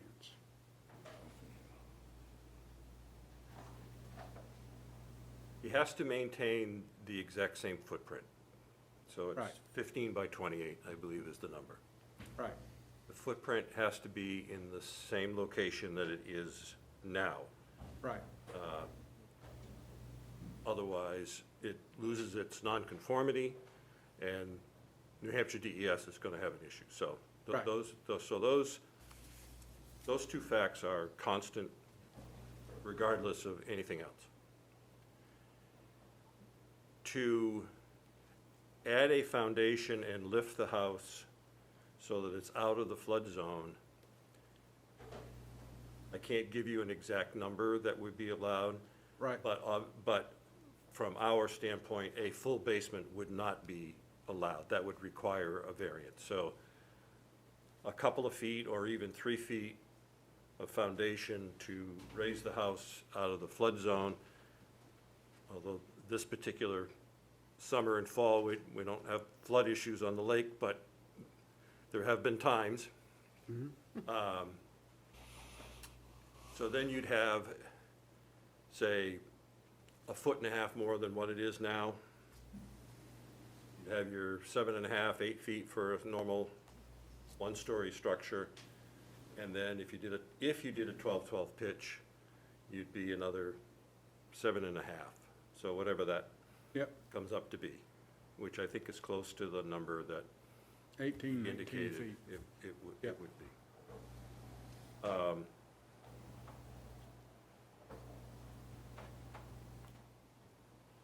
So again, just changing the roof line does not constitute adding bulk to the property. I understand the comments from the neighbors, and I 100% get that, but that in itself does not add bulk to the structure. What adds bulk to the structure is the dormer, which would be facing Pier 3.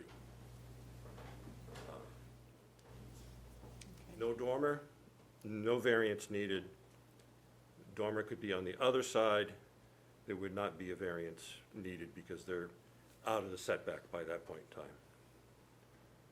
Does that clarify it for you? Yeah, I have one other question. Can a building permit be legally challenged? I don't know. Yes. Okay, so that could be a possible recourse for the people here who don't want to see this, is they could actually challenge the building permit itself. Yep.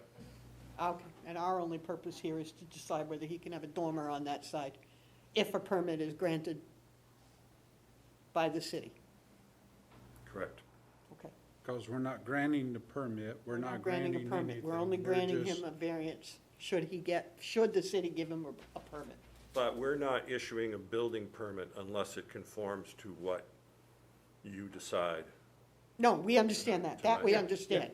We just want to know, and for the If we sake say of the. no dormer, then it would fall back to whatever the building codes are and Right. blah, blah, blah. Correct. Well, okay, Okay, all right, thanks. Now I understand. That's what I needed to know. thank you. Okay, is there any question about what was said, the answer to my question to the planning?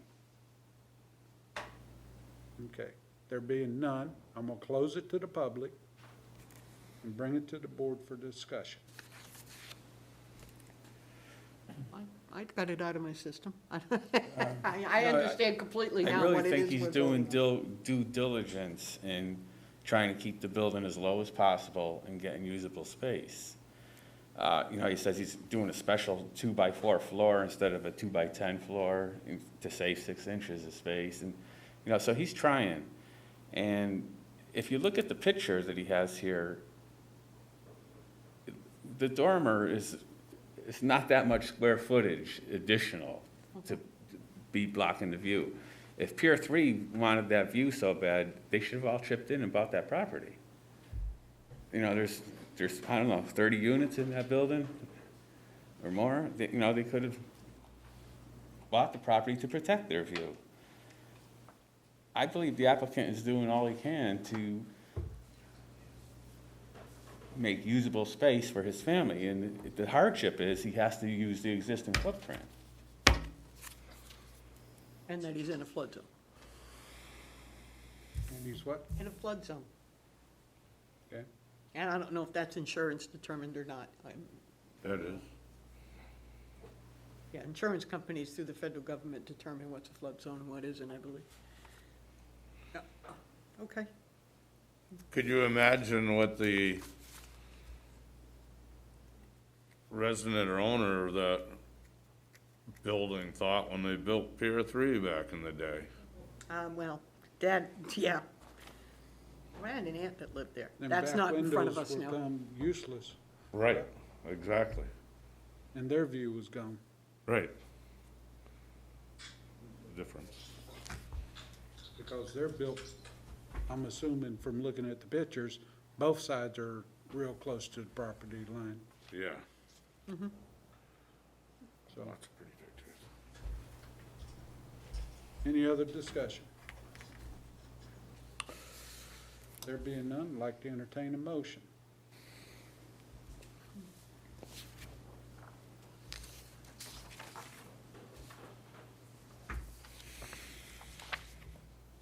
I will make the motion that we grant the application Z0-2020-0074 to grant the variance. Let me read the cheat sheet now. I don't have a copy. The, would not be contrary to the public interest because the building is bad, needs to be improved. The spirit of the ordinance is observed because the house will be more valuable, he'll be able to use it instead of not having the space. The hardship is the existing footprint that he must adhere to. I don't believe it's gonna devalue Pier 3. I understand the view of the one apartment is gonna be blocked, but views are not protected.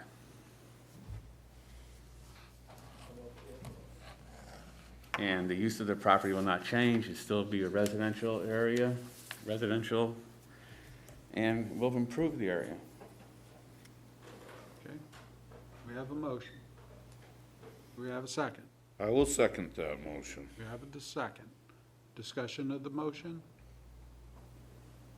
There being none, all those in favor of the motion? Aye. I'm going to abstain. I'm not voting no, but I'm going to abstain. I'm not, you know, I'm For or against? abstaining. Okay. Motion passes. 4-0-1. Okay.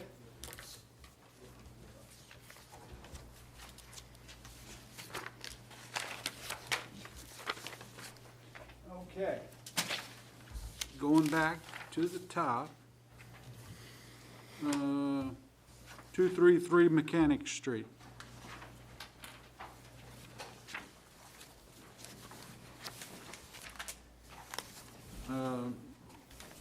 Application number 0072, variance. Applicant is requesting a variance from Article 6, Section 235-36, green space allowed lot coverage 40 to increase to 41% to allow the expansion of an existing driveway. Please tell us your name and tell us how we can help you. My name is Wayne Gregoire. I have the property at 233 Mechanic Street. We bought it about 2 years ago. It's basically, there's my house, there's another house, and then there's one giant driveway, if you think about it, that each house has its own, but it's just one big one. And it's actually separated by metal poles and like a chain, because the previous owner that we bought it from had put this kind of fence in to, just so everyone knew which side to park on if you lived in one house or the other. When we moved in, that chain link fence or whatever it is that's there, that's on the left side if we're pulling up the driveway. On the right side is a retaining wall because there's a flower bed. His wife was very big into gardening. She has a nice flower bed, mulch, and all kinds of stuff on the right side. And then it kind of goes up to where there's some granite slabs, which is like a little walkway up to the porch. And then there's a little bit of grass before it gets up to bricks, which is like the rest of the driveway. So what we were looking to do is redo the whole driveway, get the bricks all smashed down, just get nice asphalt all the way down, nice and smooth. Asphalt the area where the granite slabs are, and push back that flower bed a little bit to widen the driveway, because what happens is when we pull up the driveway, if you're coming in the wintertime, obviously, to get up, it's a very steep driveway, and you have to slow to a complete stop, basically, to kind of get up. You have no momentum to get up. When you're backing out of the driveway, because there's only about 8 inches of clearance on each side of the car when you back down, it's very, very, very tight. We've actually had guests, run up again. They avoid the fence, but they grind their tires against the retaining wall. And so, like I said, we're just pushing the retaining wall back about 2 feet and just widening that driveway a little bit. So. And in doing that, you're using up what is considered green space now because it's not asphalt. The definition of green space is anything not paved over. Correct. Doesn't matter what's actually there as long as it's not Right, so we're asphalt pushing or the- house, yeah. We're pushing the flower bed Right. back about 2 feet. I think you'll find that, this is a point on that when they talk about green space, impervious surfaces, Impervious surfaces. and that can be gravel also, that's Oh, yeah, okay. gravel. Just to Yeah, no, point it thanks. out.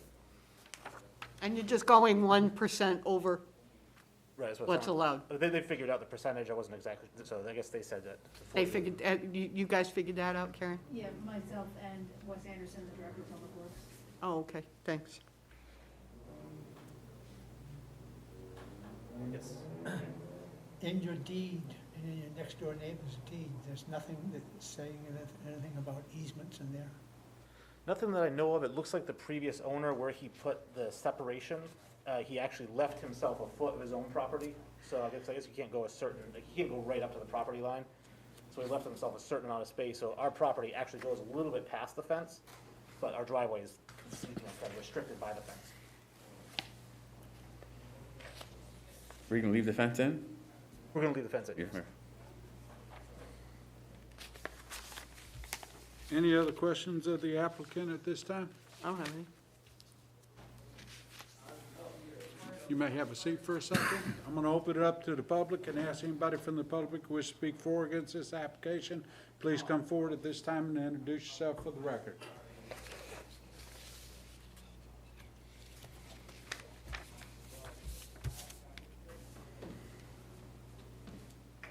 Let the record indicate no one from the public wishes to speak for or against this application. Therefore, I bring it back to the board.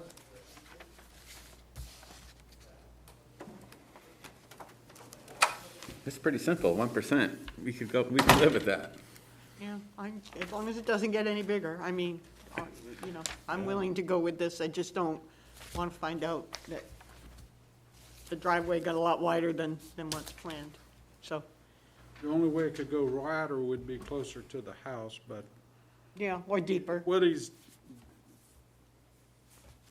okay, before we get into discussion, any other questions of the applicant? No, I don't. Any closing comments, sir? With that, I'm gonna close it to the public and bring it to the board for discussion. Oh, okay. Okay, Yeah, I forgot this one at home, I was looking at it.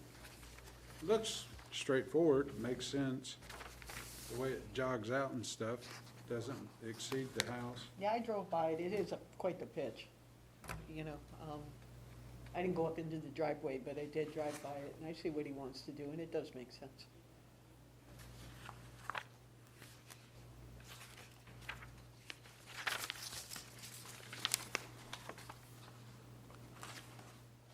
Any other discussion? Seems reasonable to me. Mike, anything? No, we're good to go. Okay, no further discussion. I'd like to entertain a motion. I've left this one at home, so I'm. I'll do this here. Okay. Okay, I'd like to make a motion that we accept the variance for 02020-0072, a variance for green space, reducing it to, increasing the green space by 1%, so it'll be 41%. Granting the variance would not be contrary to the public interest because it's an improvement for the driveway, and and the property values around it would not be adversely affected by this. If the variance is granted, the spirit of the ordinance would be observed. Yes, it's giving them, it's repairing the retaining wall and giving them a little bit more space to move in the driveway. And by the pictures, you can see that the walkways and the retaining areas could definitely use some maintenance. The chain fence right down the side of the driveway parking lot would, it seems to be right there, and it does create another obstacle. And the wider driveway would increase the value of the home because it'd become more usable. Certainly, these homes are all ready to be upgraded in any manner they can. The hardship is that it's tight and it's difficult to use. No abutting, it's reasonable because no abutting property is affected, and should be good for the neighborhood. I'll second that. We have a motion, we have a second. Discussion of the motion. There being none, all those in favor of the motion? Passes 5-0. Enjoy your new driveway. I hear the fire truck's going off. You may actually be able to get a fire truck up there now.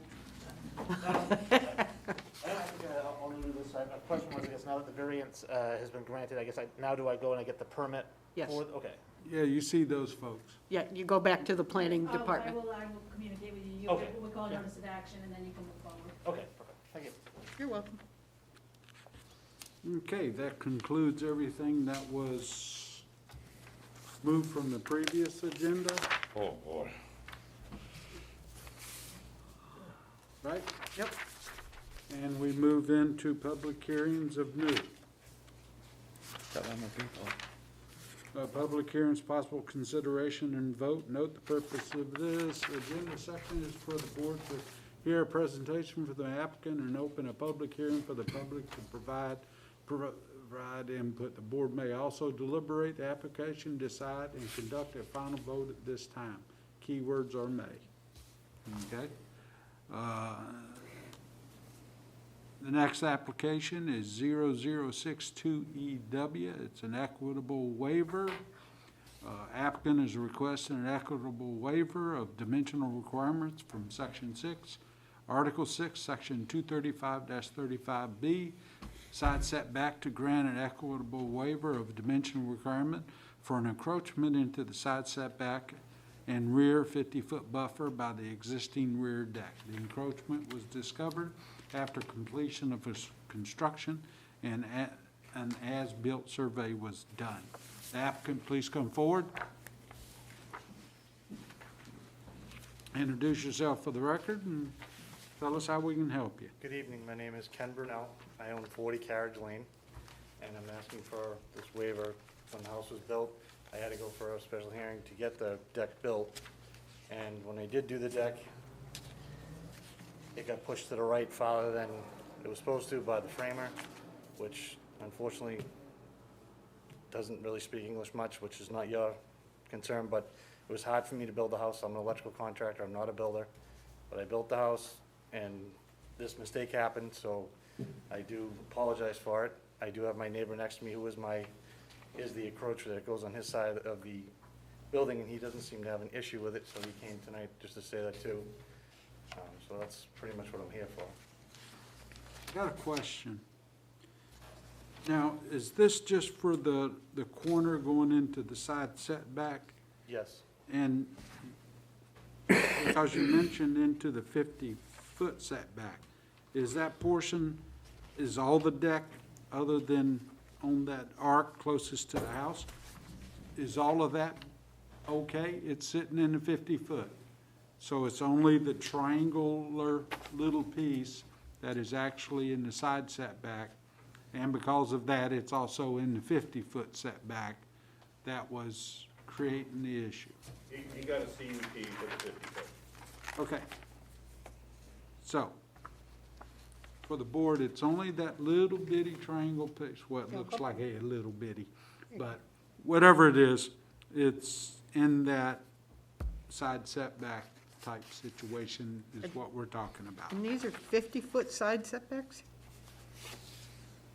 No, it's not a 50-foot side Didn't think setback. so. It's a 50-foot because it's on the lake, No, it's on a water retaining pond. on a Oh, little. okay, you're on a wetland, okay. Okay. How big is the encroachment? Maybe 18 inches, if that. How much? 18 inches, if that. So not even 2 feet? No.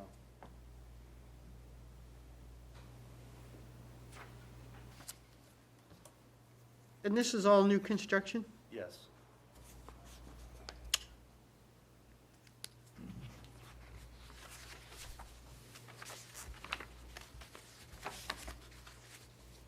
I guess the question here, Mr. Chair, is, well, I have no further questions of Okay. the Anybody else have a question? applicant. Did this go in front of Conservation Commission? Yes, it did. Because it looks familiar. Say again? It looks familiar. Yeah. I've seen it.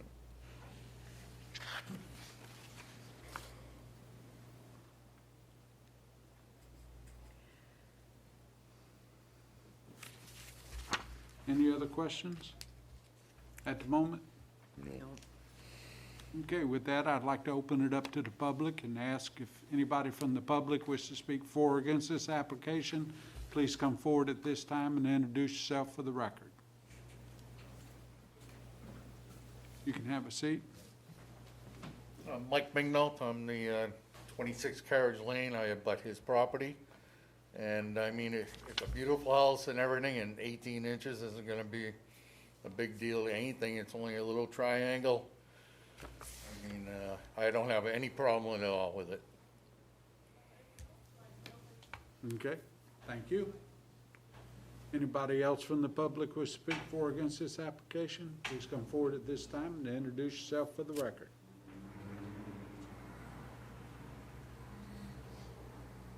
Let the record indicate no one else from the public wishes to speak for or against this application.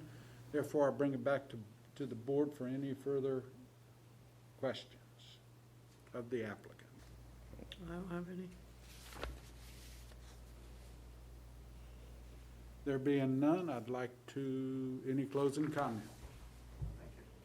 With that, I'm gonna close it to the public unless, nope. I'll close it to the public and bring it to the board for discussion. The only thing I'm gonna say about this is, first of all, I'll just go on the record as saying is I'm not a huge fan of an equitable waiver. And the only technical objection I have is B, which says that the violation was not an outcome of ignorance of the law or ordinance, failure to inquire, obfuscation, misrepresentation, or in the bad faith of the owner or owner's agent representative. Technically, you are responsible for what your builder did. I think you understand that. It's a small error. And you did know the law. Do you know what I mean? You can't plead that you didn't know what was required of you. And that's what I'm wrestling with a little bit here, is that, and then I guess the philosophical question is would we have given you a variance, and would the Conservation Commission have approved it if it was going to go into that 50-foot setback. I can't guess about what the And I can't guess. conversation- And I would say, I'll speak on that a Yeah, bit. thanks. It was, probably, as this was all approved back in the day, you can see there's a 30-foot setback. So as we've evolved and for protection of our waters and everything like that, you're gonna find that's a 50-foot setback now from these protected waters. On that there, I've seen this corner of the building cut off, you know what I mean? Well, I mean, that's what I'm saying, there's a 5-sided garage in the weirs because of us. Right. Well, But those. that was a little laid- different. They laid under different circumstances, and as we keep preaching to ourselves, each property No. has to maintain its own goods, okay? Now, the question would be, and I thought it was a very valid question, if this was a variance, would we have granted a variance in something like this? And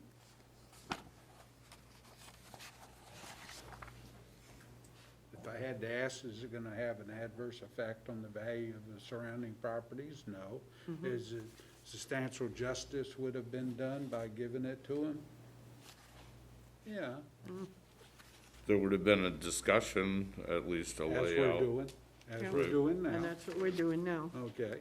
It's not like everybody goes, you know, very good questions.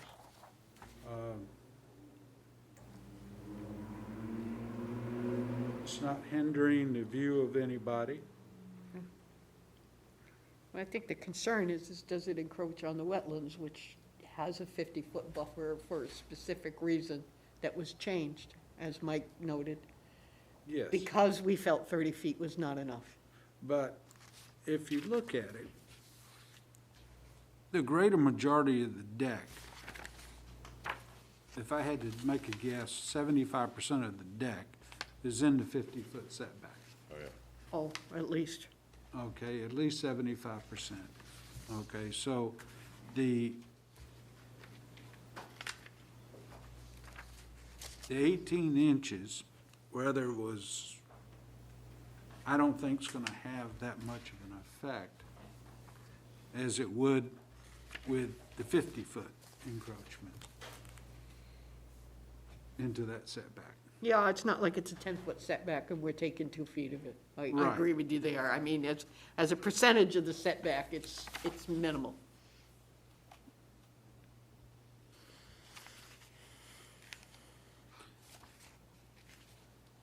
And unfortunately, I can kind of understand, looking at these setbacks and stuff, how it is, because it's a visible, and it's a invisible line that you're trying to build to. No, I understand that too. And I'm not quite, And I don't think it was deliberate. And to be honest with you, I remember telling him to push it farther to the right to get me farther away from the pond. Like saying, like, not in, to go, he asked me where to go on the line because the slider. It went over this, went farther from the slider just to get me farther away from the pond. Not Yeah. to make it a bigger deck or anything, just to push it a little more to get it farther away What- from this whole pond deal. Yeah, I'm sorry, you need to come to the microphone, because we probably, even with the mask, we're not gonna be able to record what you say. I guess I do have one question, this was not what you intended? No, it was not. If anything, I tried to make it more for your 50-foot setback that I was trying to meet, to do what was there. I mean, it definitely wasn't malicious, it wasn't done intentionally, it happened during building.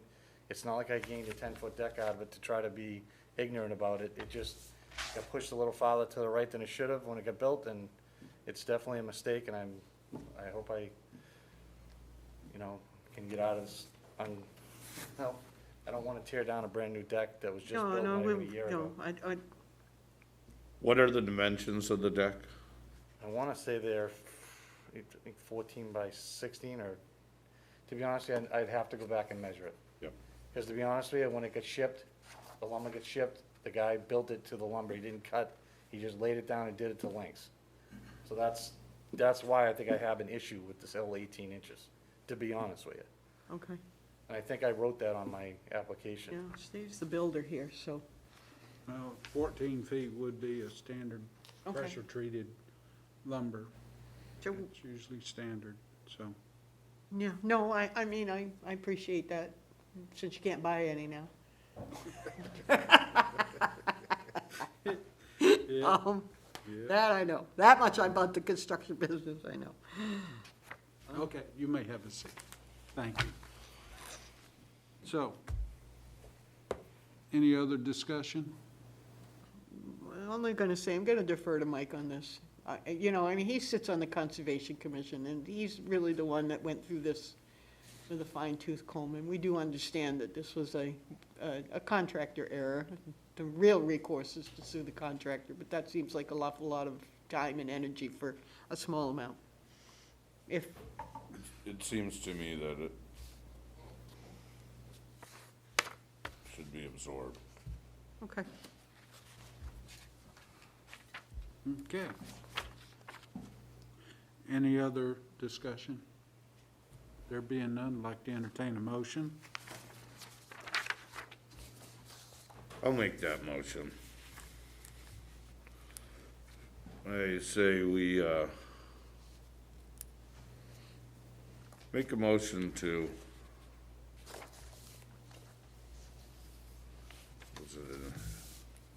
what's it called?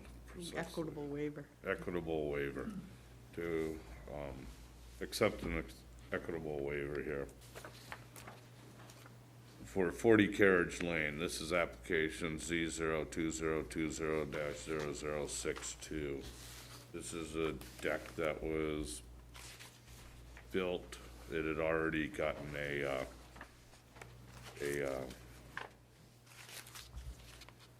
already had to be before the Conservation Commission because of setbacks that have changed over the past years as we become more protective of our waters.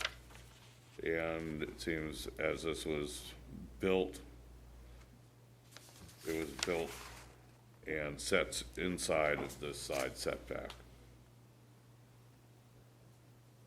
It was interesting that there is a as-built survey afterwards, and was what uncovered it.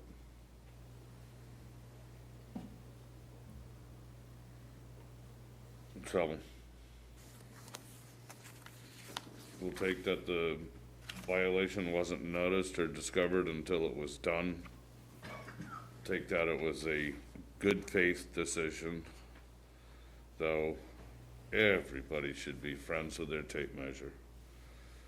And it's not going to adversely affect the other properties around it as such as it's going to drive down their values. And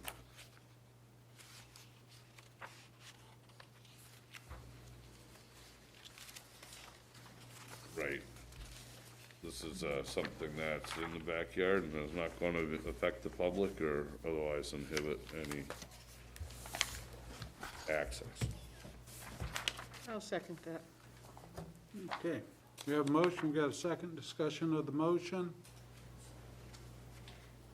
There being none, all those in favor of the motion? Okay, that passes.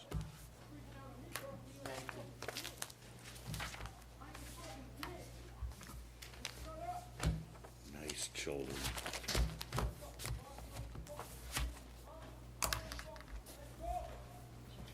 Can I get the pistol?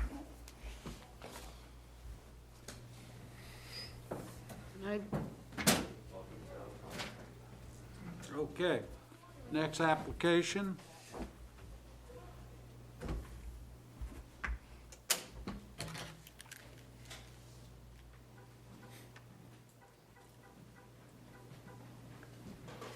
Oh, I don't want to get my I was gonna say, yeah, I was gonna say, my car's out there too. drunks. No, Anyway, the next application, 0063, variance, applicant is requesting a variance from Article 4, Section 235-19F1A, and Article 6, Section 235-35B, rear setback to allow the construction of fire pit with patio. the applicant come forward, explain to us what you would like. Hello again. So I ended up installing a fire pit and a patio. I hired CBH Landscaping to do the contracting. I did get a permit through Long Bay. They did approve the application. The fire pit was built with previous pavers, and so the water runs right through it. I did follow the fire code for clearances. I thought I was doing the right thing. I got a permit from Long Bay. They approved it. They said I could do it. The only reason I moved forward on it. And I wouldn't have, if I was trying to hide it, I would have had the as-built done before that and put it in after. Because I went in front of Long Bay. They said I could do it. I gave them a permit fee. I paid them $50 for the fee. They went through all the setbacks and approvals. The fire department looked at it. They approved it. I wouldn't have done it if, I didn't think I would have to come in front of Laconia Building Department and put a previous paver in. So with that, again, is another ignorance on my part of that. But I do have all the emails, all the things from the fire department and from the committee on Long Bay approving everything. But like I said, I wouldn't have put it in if I didn't go in front of them and they approved it and I paid the fee and I hired the landscaper and he installed. And I do have all the list of materials and everything, how we built it. As you can see, that is pervious with, I believe, 18 inches or 2 feet of stone underneath it, so that all the water runs through.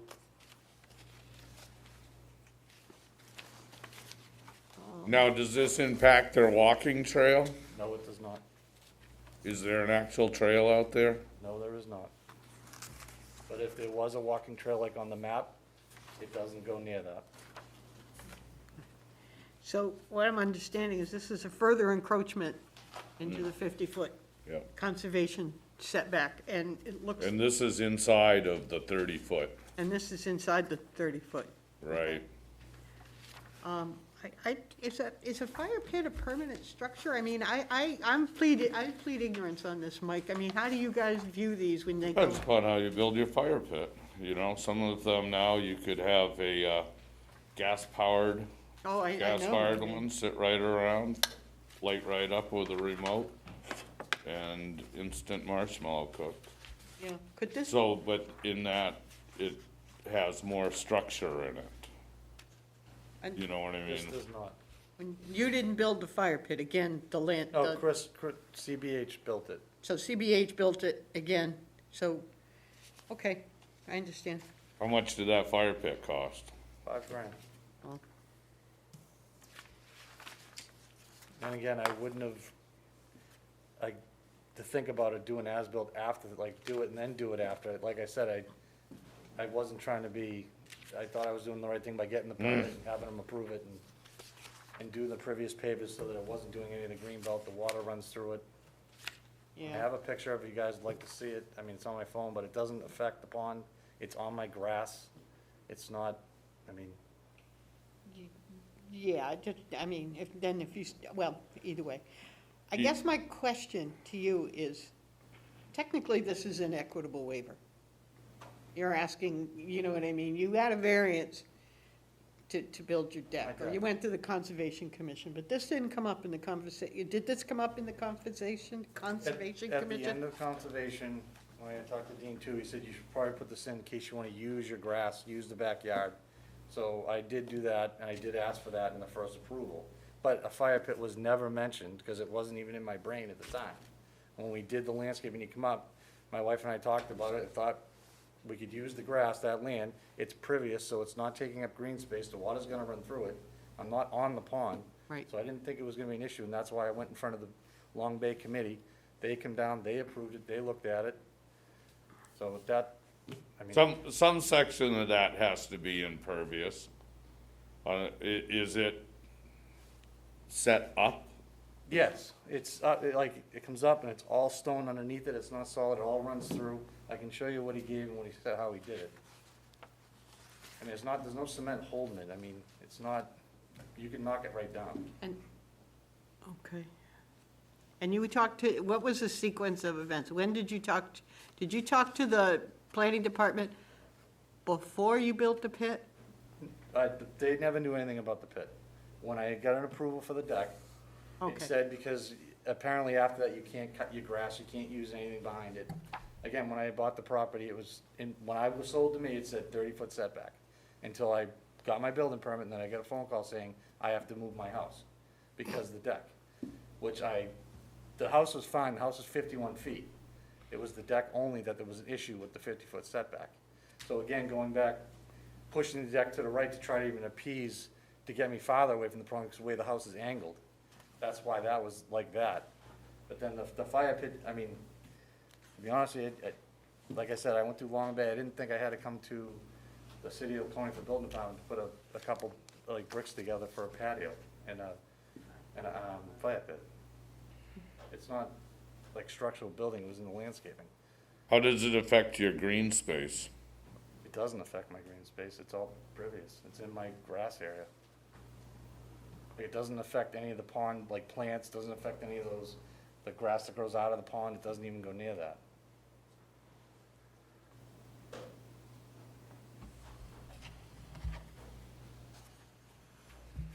When did you build the house? Last year, it hasn't even been a year. It got finished in June.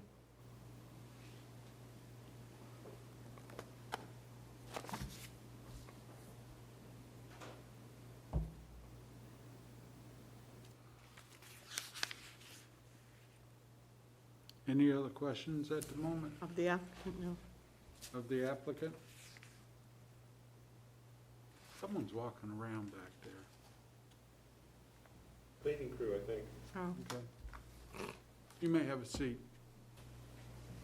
Is there anybody from the public that wishes to speak for or against this application? Please come forward at this time and introduce yourself for the record. Yeah, Mike McNult again, I'm his abutter. Again, I don't see a problem with this, it is pervious. And he did a nice job, the house is beautiful and everything, but I don't know what to say because it doesn't affect the green space at all because everything is pervious. And Long Bay, that was a big thing for Long Bay, so I don't know, but it's fine with me. Thank you. Anybody else from the public wish to speak for or against this application? Please come forward at this time and introduce yourself for the record.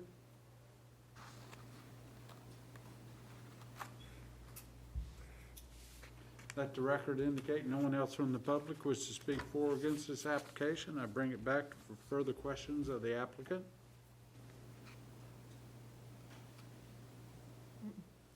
Nope. There being none, closing comments? With that, I'll close it to the public and bring it to the board for discussion. Struggle with it a little bit. Mine too. We have two encroachments in one house. I struggle with it a little bit. And I built the dock in my yard and didn't know. Yeah. I didn't know. Yeah. If that was not in the 30-foot encroachment, would we need a permit for a fire pit?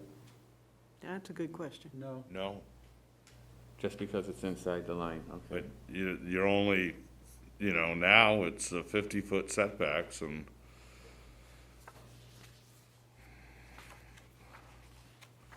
that's fairly egregious. Well, as Ken said, the bricks are just like grass. Yeah. They're basically just like a sieve, let the water run through. How much is If it? they are in fact open weave pavers, not just flat pavers. I guess what we're protecting here is the pond. The Yeah. neighbors have nothing to do with this. No, This is an encroachment into a water thing. And I'm curious as to when you burn in a fire pit, and it rains, if it ever rains again, where does that water go? Does it slope down into the pond? I mean, are we putting burned whatever into the water in the conservation area? Is it reasonably flat area? All No. That's, I mean, it's a rhetorical question, but again, I have to defer to the powers that be, and in this case, the powers that be in the Conservation Commission made a motion, made a pitch, and the city council agreed to change that setback from 30 to 50 feet, and they did that for a reason. Yeah. And, And you're going to see more of it. Because they've recently updated their definitions. okay. Well, they haven't done that yet. Mm.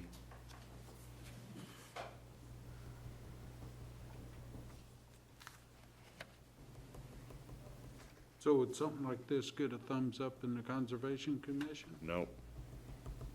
There'd have to be, I think Dean would wrestle with it I understand that it's, pervious pavers. I understand it's up off the ground. How big is this? Can I ask that question? How big is this fireplace? It's 20 inches. They made it smaller than what, I guess, the fire department said to make it. And what is the pit itself made of? What's the burn That's. cauldron it's made like of? Stone dust, like on the top, and then it's all stone underneath. So it's not like you can, it's stone dust, so the water runs through it. How big is with the stone. patio, and then how big is the pit to the patio? All right. Yeah. Yep. I can give you the.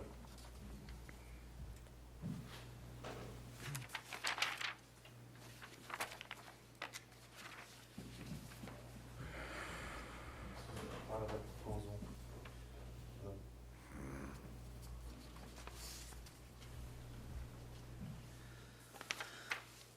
Excuse me.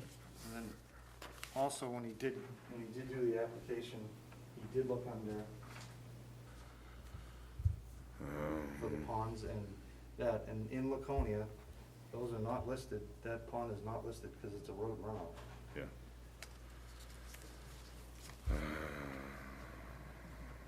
Did you say it cost $5,000 to build that pit? With the patio, yes. Okay. It's one, yeah, it's one package, the way we put it together. Oh, I see. So it can't easily be moved to another location. Mm, It wouldn't matter because of the way the lot is on the pond, so whether I moved it here or there, it's still gonna, I'd still have to come in front of you. and I'm going to just say by looking at there, recognizing that there's an excavation 16 inches down, 1.5 feet down, to create the area in which the pavers are laid. Yeah. That, oddly enough, that the fact that this catches road runoff and it's created a wetland actually changes my perspective on this, in that it tells me we've already got too much building in that neighborhood, that it became so bad that a new wetland was created because of this. This is not just on you, but it's just part of the development and everything like that. That's just for the board. You You can have a seat. yeah. I'm not really comfortable with this one. I'm But- just gonna say that out loud. And at the same time,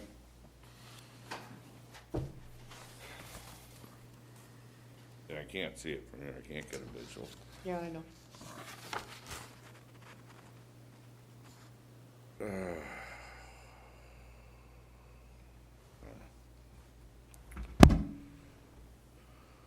So, Dean, Mr. Director, what would be the process flow to get something like this, if it was starting from scratch? What would be the process flow? Let me back up just a tad, if Please. you'll allow. So there is a 50-foot buffer applied to the pond, which is now a wetland. The pond was created as a drainage detention pond. So it's man-made. But what occurs over time is that they become wetlands. You know, the cat o' nine tails grow, and the frogs come, and the whatever else. What they want anyways. It's just what happens. So it is, although it's man-made and it was intended to be a detention pond for stormwater runoff primarily from the streets,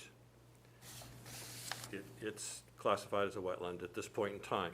So we have a 50-foot buffer. The applicant did come before Conservation Commission and then the Planning Board to get a conditional use permit to go back to the original 30-foot buffer. So the deck and his backyard, or most of his backyard, is been permitted, if you will. The reason that this application is before you is because within what is now the 30-foot buffer that he's being held to, it's supposed to be maintained in a natural state. In other words, you just let it go. So the bushes grow, and then the trees grow, and then whatever else occurs. It's not supposed to be maintained lawn or any of those things. So the only reason they're here is you're within the 30 feet. Within the 30 feet, nothing's supposed to be happening. So we build a fire pit and related patio within the 30-foot thing. And again, it's when he presented the as-built that we were looking at it and we said, uh-oh. So so to answer your question, Mr. Chairman, if he wanted to build it, he would come and he would have to apply for a conditional use permit to go inside even the 30-foot buffer. So again, it'd be Conservation Commission and then Planning Board to get approval for the conditional use permit. Since it's built and he doesn't want to unbuild it, which I understand, the only relief left to him would be to get a variance, which is why he's here. And after the fact. And after the fact variance, yeah. Now, in some of the stuff as they're tightening their Thank you. rules, Thank you. as they're tightening their rules, the Conservation Commission, and once again, this is happening and is accepted, already been voted on. If I may, I don't mean to interrupt you. That's but fine. What would have been the thoughts of the Conservation Commission within the last year? Because the house and stuff was built within the last year. What would have been y'all's criteria at that time? Because we can't hold them to tomorrow. Right, no, I understand that. So- And in that there, and I will say there was discussion on the deck, and there was a reference to what happens out in that 30-foot setback area. And I would find it hard to believe that they would have gone for it. Okay.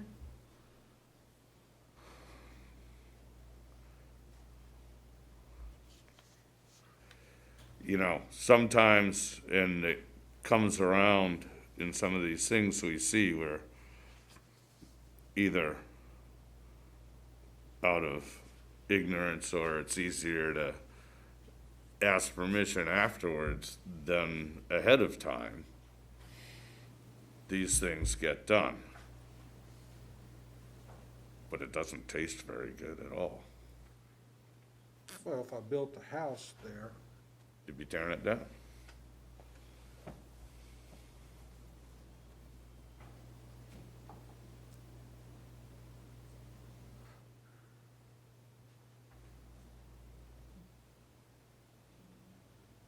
I have nothing further to add to the discussion. Maybe Roland or Mike does, I don't know. What's to be gained by moving the fire pit 10 feet closer to the house?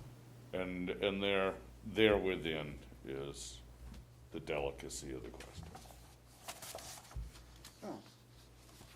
Conformity, here we are talking about conforming to the rules.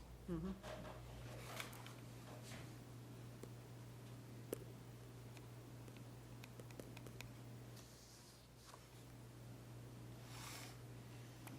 Did I see the fire department told them it had to be a certain distance away from the house? That's what the fire department's concern is. They're really not gonna trouble themselves with wetlands. That's Correct. why we have a conservation commission and a planning board. They only care that it's a certain distance from the house. Ken, is propane the fire pit? No. This is wood. I see the propane tank there in the front yard. Am I That's from look- the house. Okay.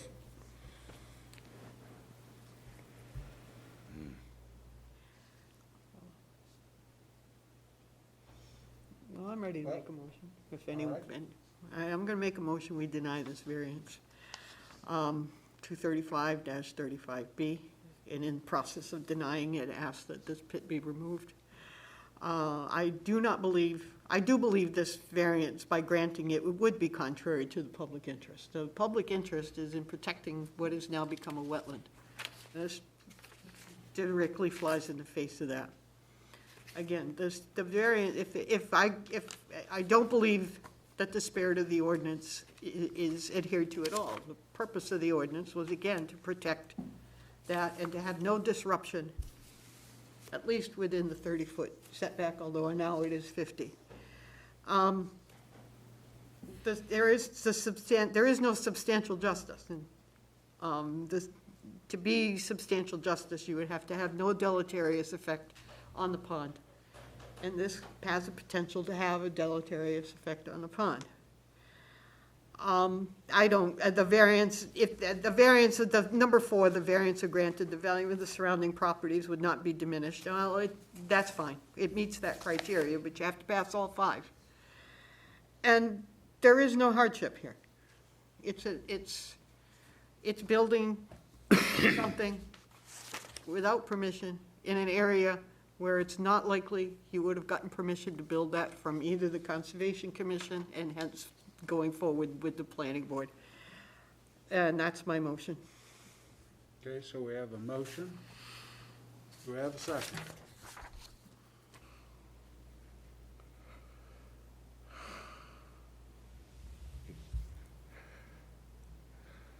Yeah, I'll second that. We have a second. Discussion of the motion. There being none, all those in favor of a denial of this application? Okay. And 2 are in denial. Okay. So, it's denied. And that does mean it does have to be removed and. No, I know. Can I get the paperwork back I gave you? Yes, sir. And then also, on this, where this pond is not listed in New Hampshire, and it's not listed, so it is fightable in court. So I guess Okay. I'll have to do that. It's your because- choice, sir. It's your choice. No, I know, but is it going back against you guys, like it'd have to go in front of you? No, You you go would to have to court. request a rehearing, that would Yeah, be you the have to, yeah, process. oh, yeah, okay. You have a process that the planning department will inform you of. But I do have a question about the pond. Wouldn't that be listed in the state pond for wetlands? I cannot answer that, sir. You know, For- to I follow will, that I'll Don't tell you answer what. that, Mike. All right. I'm sorry. That is not our position, Yeah. that's between Oh, I know, you but and you're the making a state ruling and all on the a other pond. people. This board does not determine what's a pond, what's not a pond. We go by all the setbacks, we go by what is the requirements, and that's all we do. We But your don't, setbacks are going on a pond. This isn't a pond, it's Sir, a retaining pond, it's- a man-made pond. that's But that's not- why, that's- that's the only reason I have an issue with it. not because our privy. He did go in front of it and find it. It's not our privy.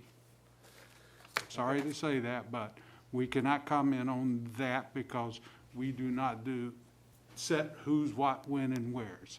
What we do is take the regulations and we abide by the regulations. Okay. Okay? Dean, do I talk to you on the bill about after that? Yeah, give me a call. All right, thank you. Okay. It is 9:41. We have time for one more. Okay, with the board?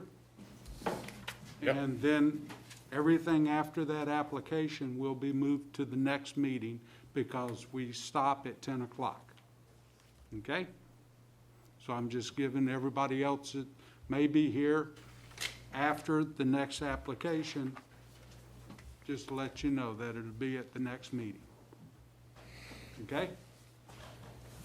So the next application is 34 Massachusetts Avenue, a variance application, application number 0076. Applicant is requesting a variance from Article 6, Section 235-34, minimum lot frontage to allow the lot to be subdivided into 2 lots.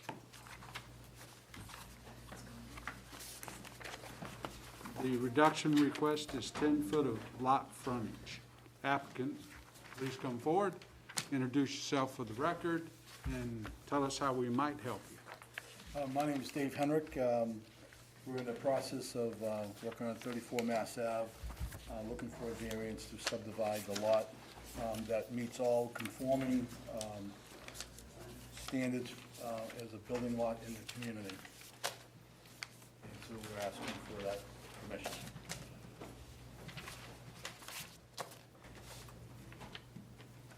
And this is for front setback, so in other words, you're going to be closer to the road than you need to be. No, not at all. Oh, this is The front, side. Looks like a side set. Right, side, left, right, back and front. The area of the land adjacent to 34 Mass Ave will meet all the building setbacks for a conforming building lot.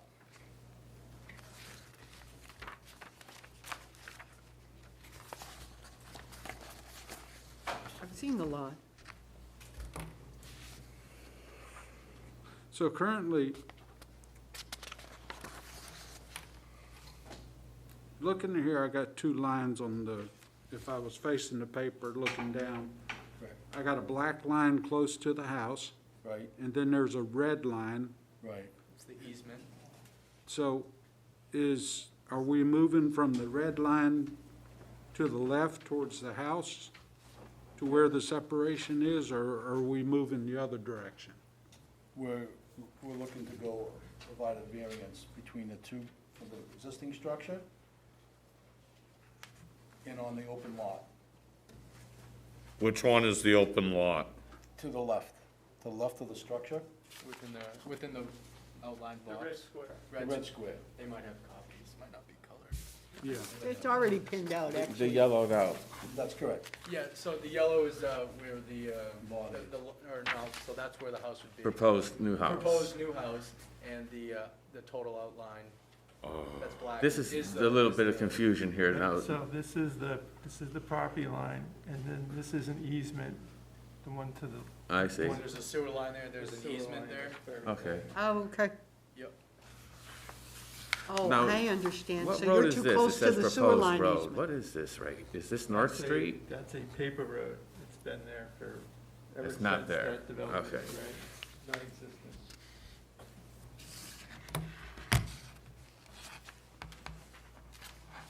I guess I'm not sure. I know what he's talking about. There's a sewer easement that runs to what we're looking at. If you're facing the house, it would be to the right side of the That's house. correct. That's absolutely correct. And you're gonna get too close to that sewer easement. The sewer easement is actually in the new lot. For the existing structure. Okay, so the neighbor's sewer easement is on your property, is what you're saying? Yeah, Correct. correct. Okay. And you're asking us to give you a variance from is it the front footage? Is it the front? That's correct. So in other words, you need 100 feet of frontage to build this? 80 feet. And that's what you have, is 80? That's correct. 80 feet, yep. Okay, well, I guess, property that is being subdivided from will be left with 70 feet. Oh, Total frontage of and you own that property too? I own the property. You own the, so you're, I own everything right now. I'm trying to. Can you please? Sell them Yeah, the can empty you- lot, okay. I see. Please.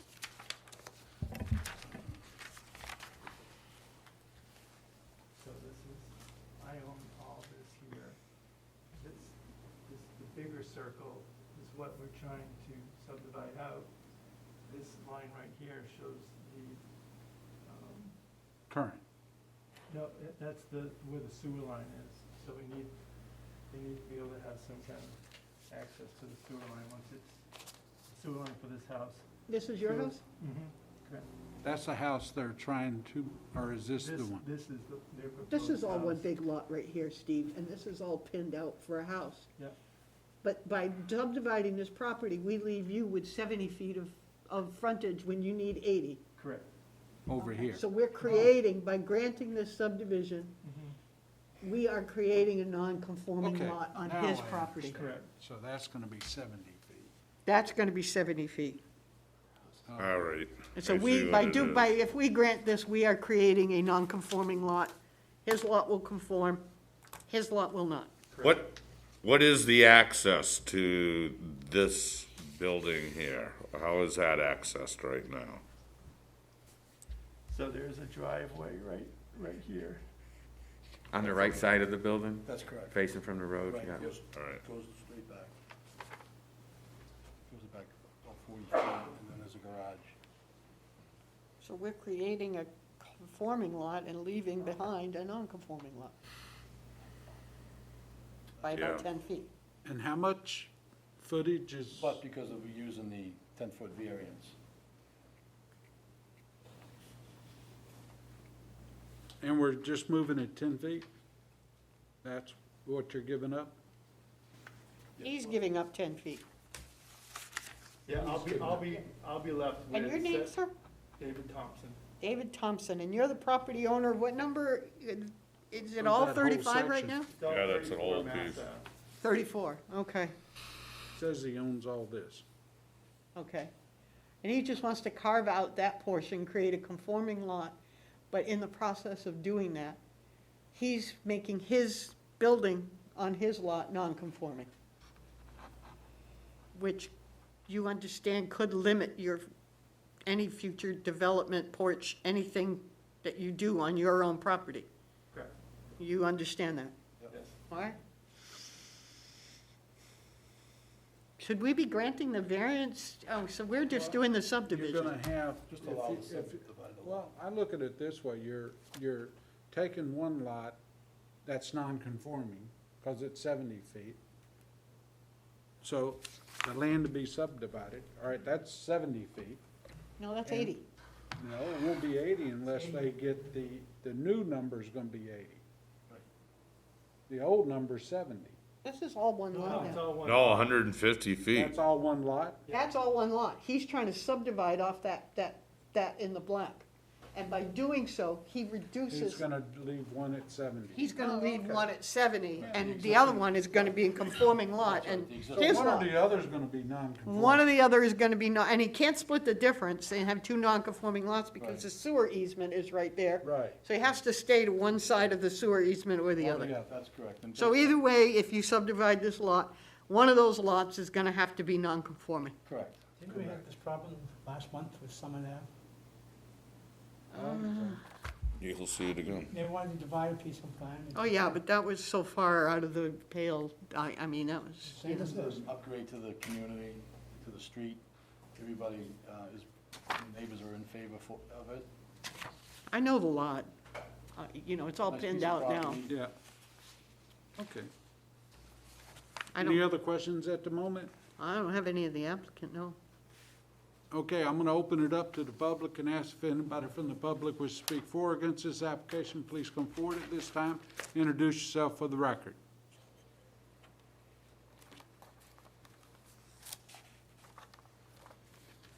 Let the record indicate no one from the public wishes to speak for or against this application, or bring it back to the board. Any further questions? Not of the applicant, no.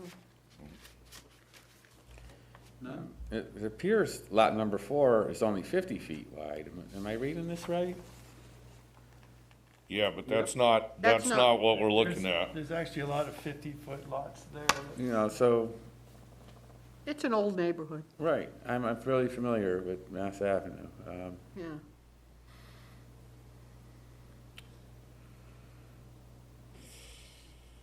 All right, I do have a question, All right.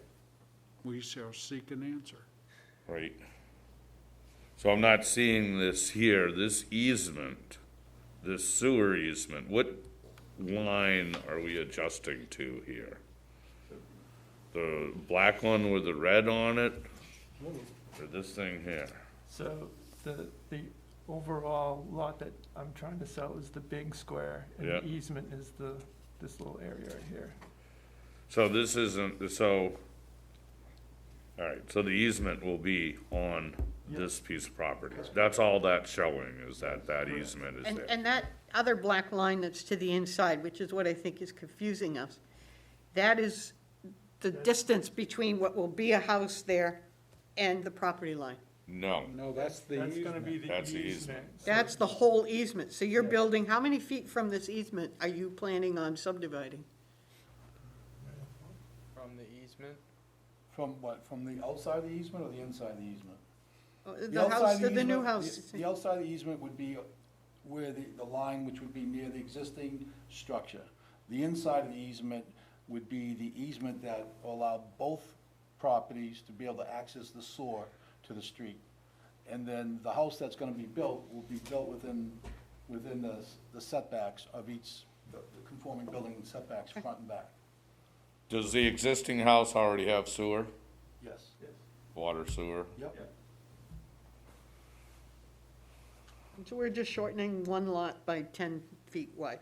Correct. That's really what we're Capture doing. the easement onto one lot or the other lot. Yeah, something's gotta give on this, and the Right. sewer easement's Push gotta be both. on one or Push the other, both, I think. if the subdivision goes forward, yeah. Yes. So, And this is an old neighborhood. I know I know that it's, you know. All right, any other questions? Any closing comments? No, we'd just like to create another building lot in the community, Another taxpayer. more tax revenue. All the right words. all the right words. Thank you. And just the other thing too, there's no sidewalk, just in case, I don't know if you guys brought that up. Yeah, I did notice that, There's no but, sidewalk. There is there. no sidewalk on the street. Oh, interesting, yeah, okay. So I just wanted to just make sure you guys are aware of that. okay. Okay? Thank you. Thank you. Thank you. With that, I'm gonna close it to the public. Unless Dean has a, nope. Close it to the public and bring it back to the board for discussion. I only have one technical question about this application, and that's that Mr. Thompson is here, but the owner agent on the right side of the piece of paper is not here. Is your first name Paige, Paige? That's my wife. And she's not here? So, Okay, as long as, as long as the owner of the lot and the applicant are both, and the future owner of the new lot, literally all we need is the owner of the lot. We don't need the other side. like she owns it with, you own it with her? Correct. You're joint owners, okay, that So was. that's the only person we really need is the owner, current owner of the lot who wishes to subdivide his property, Right, okay? What he does after he sells it off is right, I just, up to further thing, has nothing to Right. do. and my hyper-technicality is that correct with we're that, not Dean? talking to Paige, we're not talking to Paige, we're talking to Paige's Mr. husband. Right, but if you're on the deed as a property owner, yeah, Paige is watching. yep, okay. All right, I was just trying to make sure we were talking to the right person. That's all. Believe it or not, we have had people show up wanting to subdivide stuff and they were neither. Owners or? Owners or agents, exactly, yeah, they were I just mean, people. People try things, hey. Guy drives by, said, I could subdivide that, you know? All right. With that, any other discussion on this? There being none, I'd like to entertain a motion. I'll make a motion that we grant the variance, which is not going to be in the contrary to the it's not in the contrary to the public interest, because it is keeping inside with the general lot sizes in that neighborhood. The spirit of ordinance is, it will be observed, because it's not, the easement is protected as far as the sewer rights go. And there's not going to be any diminishment of access to the owner's property. Granting the variance would do substantial justice because it is keeping with the surrounding properties in the neighborhood. The variance is granted, the value of the surrounding properties is not going to be diminished because the addition of a house on what appears to be a vacant lot is actually probably going to add value. It's certainly not going to attract value from the houses to have a new house on that lot.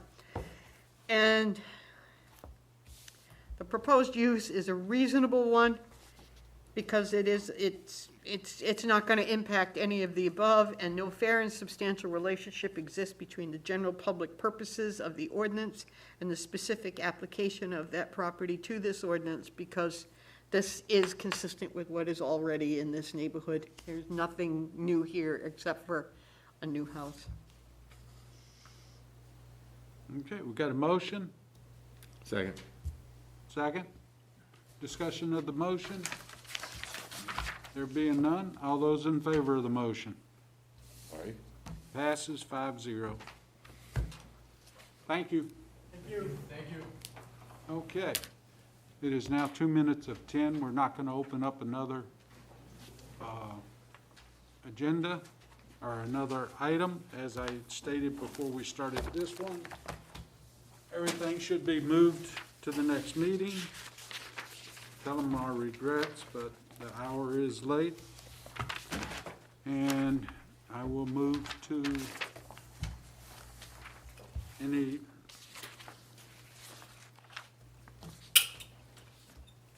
thing from planning for us before we, no? The only question I want to ask, is less of the board, but more of the planning department. Did you make the applicants aware that they may not get heard tonight when you accepted the application for this week? I'm sorry, what was the question again? Did you make it known to the applicants who are ensuing? We had 20 public hearings tonight. Did you make it known to the people who came in after you know what I mean? I guess you calendared these according to, you know, what it is. Did you let them know they might not be heard tonight? In other words, you try to convince them to go into next month? We did speak with them, most of them are to try to go tonight. Okay, all right, so they were aware of that, then, that this was unusual, it started to become an overpack, all right. Extraordinarily long agenda. Okay, yeah, then as long as you made them aware of that, that's all I care about. I just recommend, you know, I just want to see that the planning department is not making promises we can't keep. The only concern is just something to consider. You currently have 1, 2, 3, 4, 5, 6, 7 now that are going to be pushed to your October meeting, plus whatever else comes in. So something to keep in mind, you just don't want to create a snowball effect. Well, I understand that, and that's my question to the planning department or to the chair, is that is it within our power to recommend that from now on, I don't know what you have in the hopper, I don't, you know what I'm saying? Is we have 7 public hearings already scheduled for next month. Should we just put a cutoff? Can we put a cutoff and go into November? We did, 10 p.m. 10 p.m.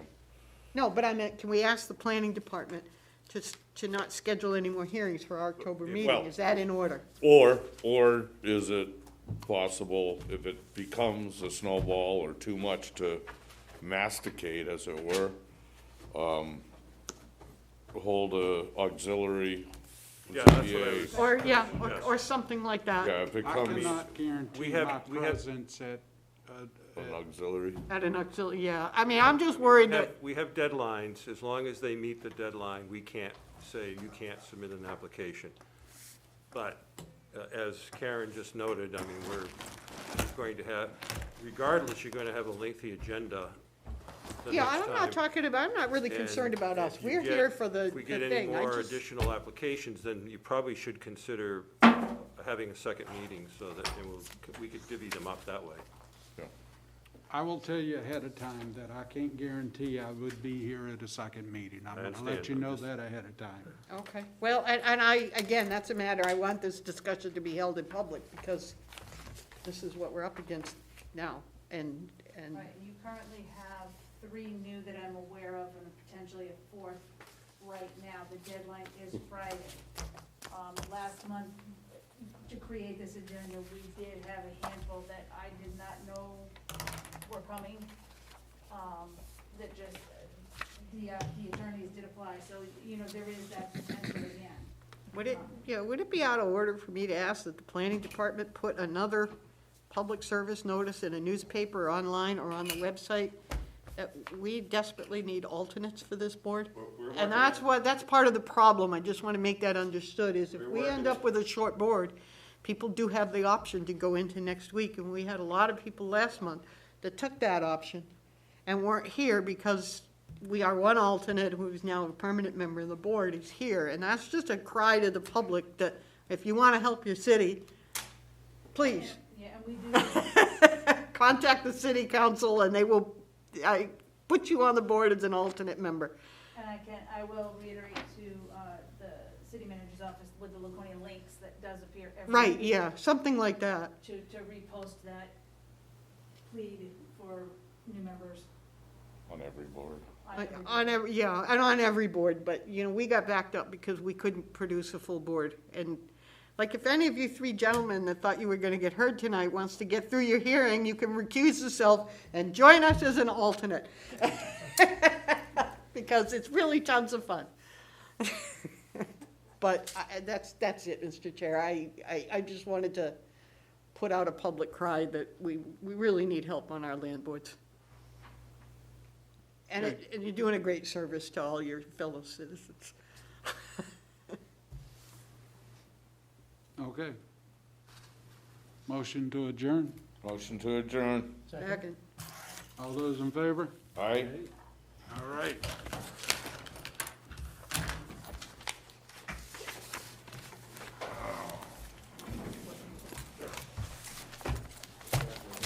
That probably will fall on. Yeah, and these 2 will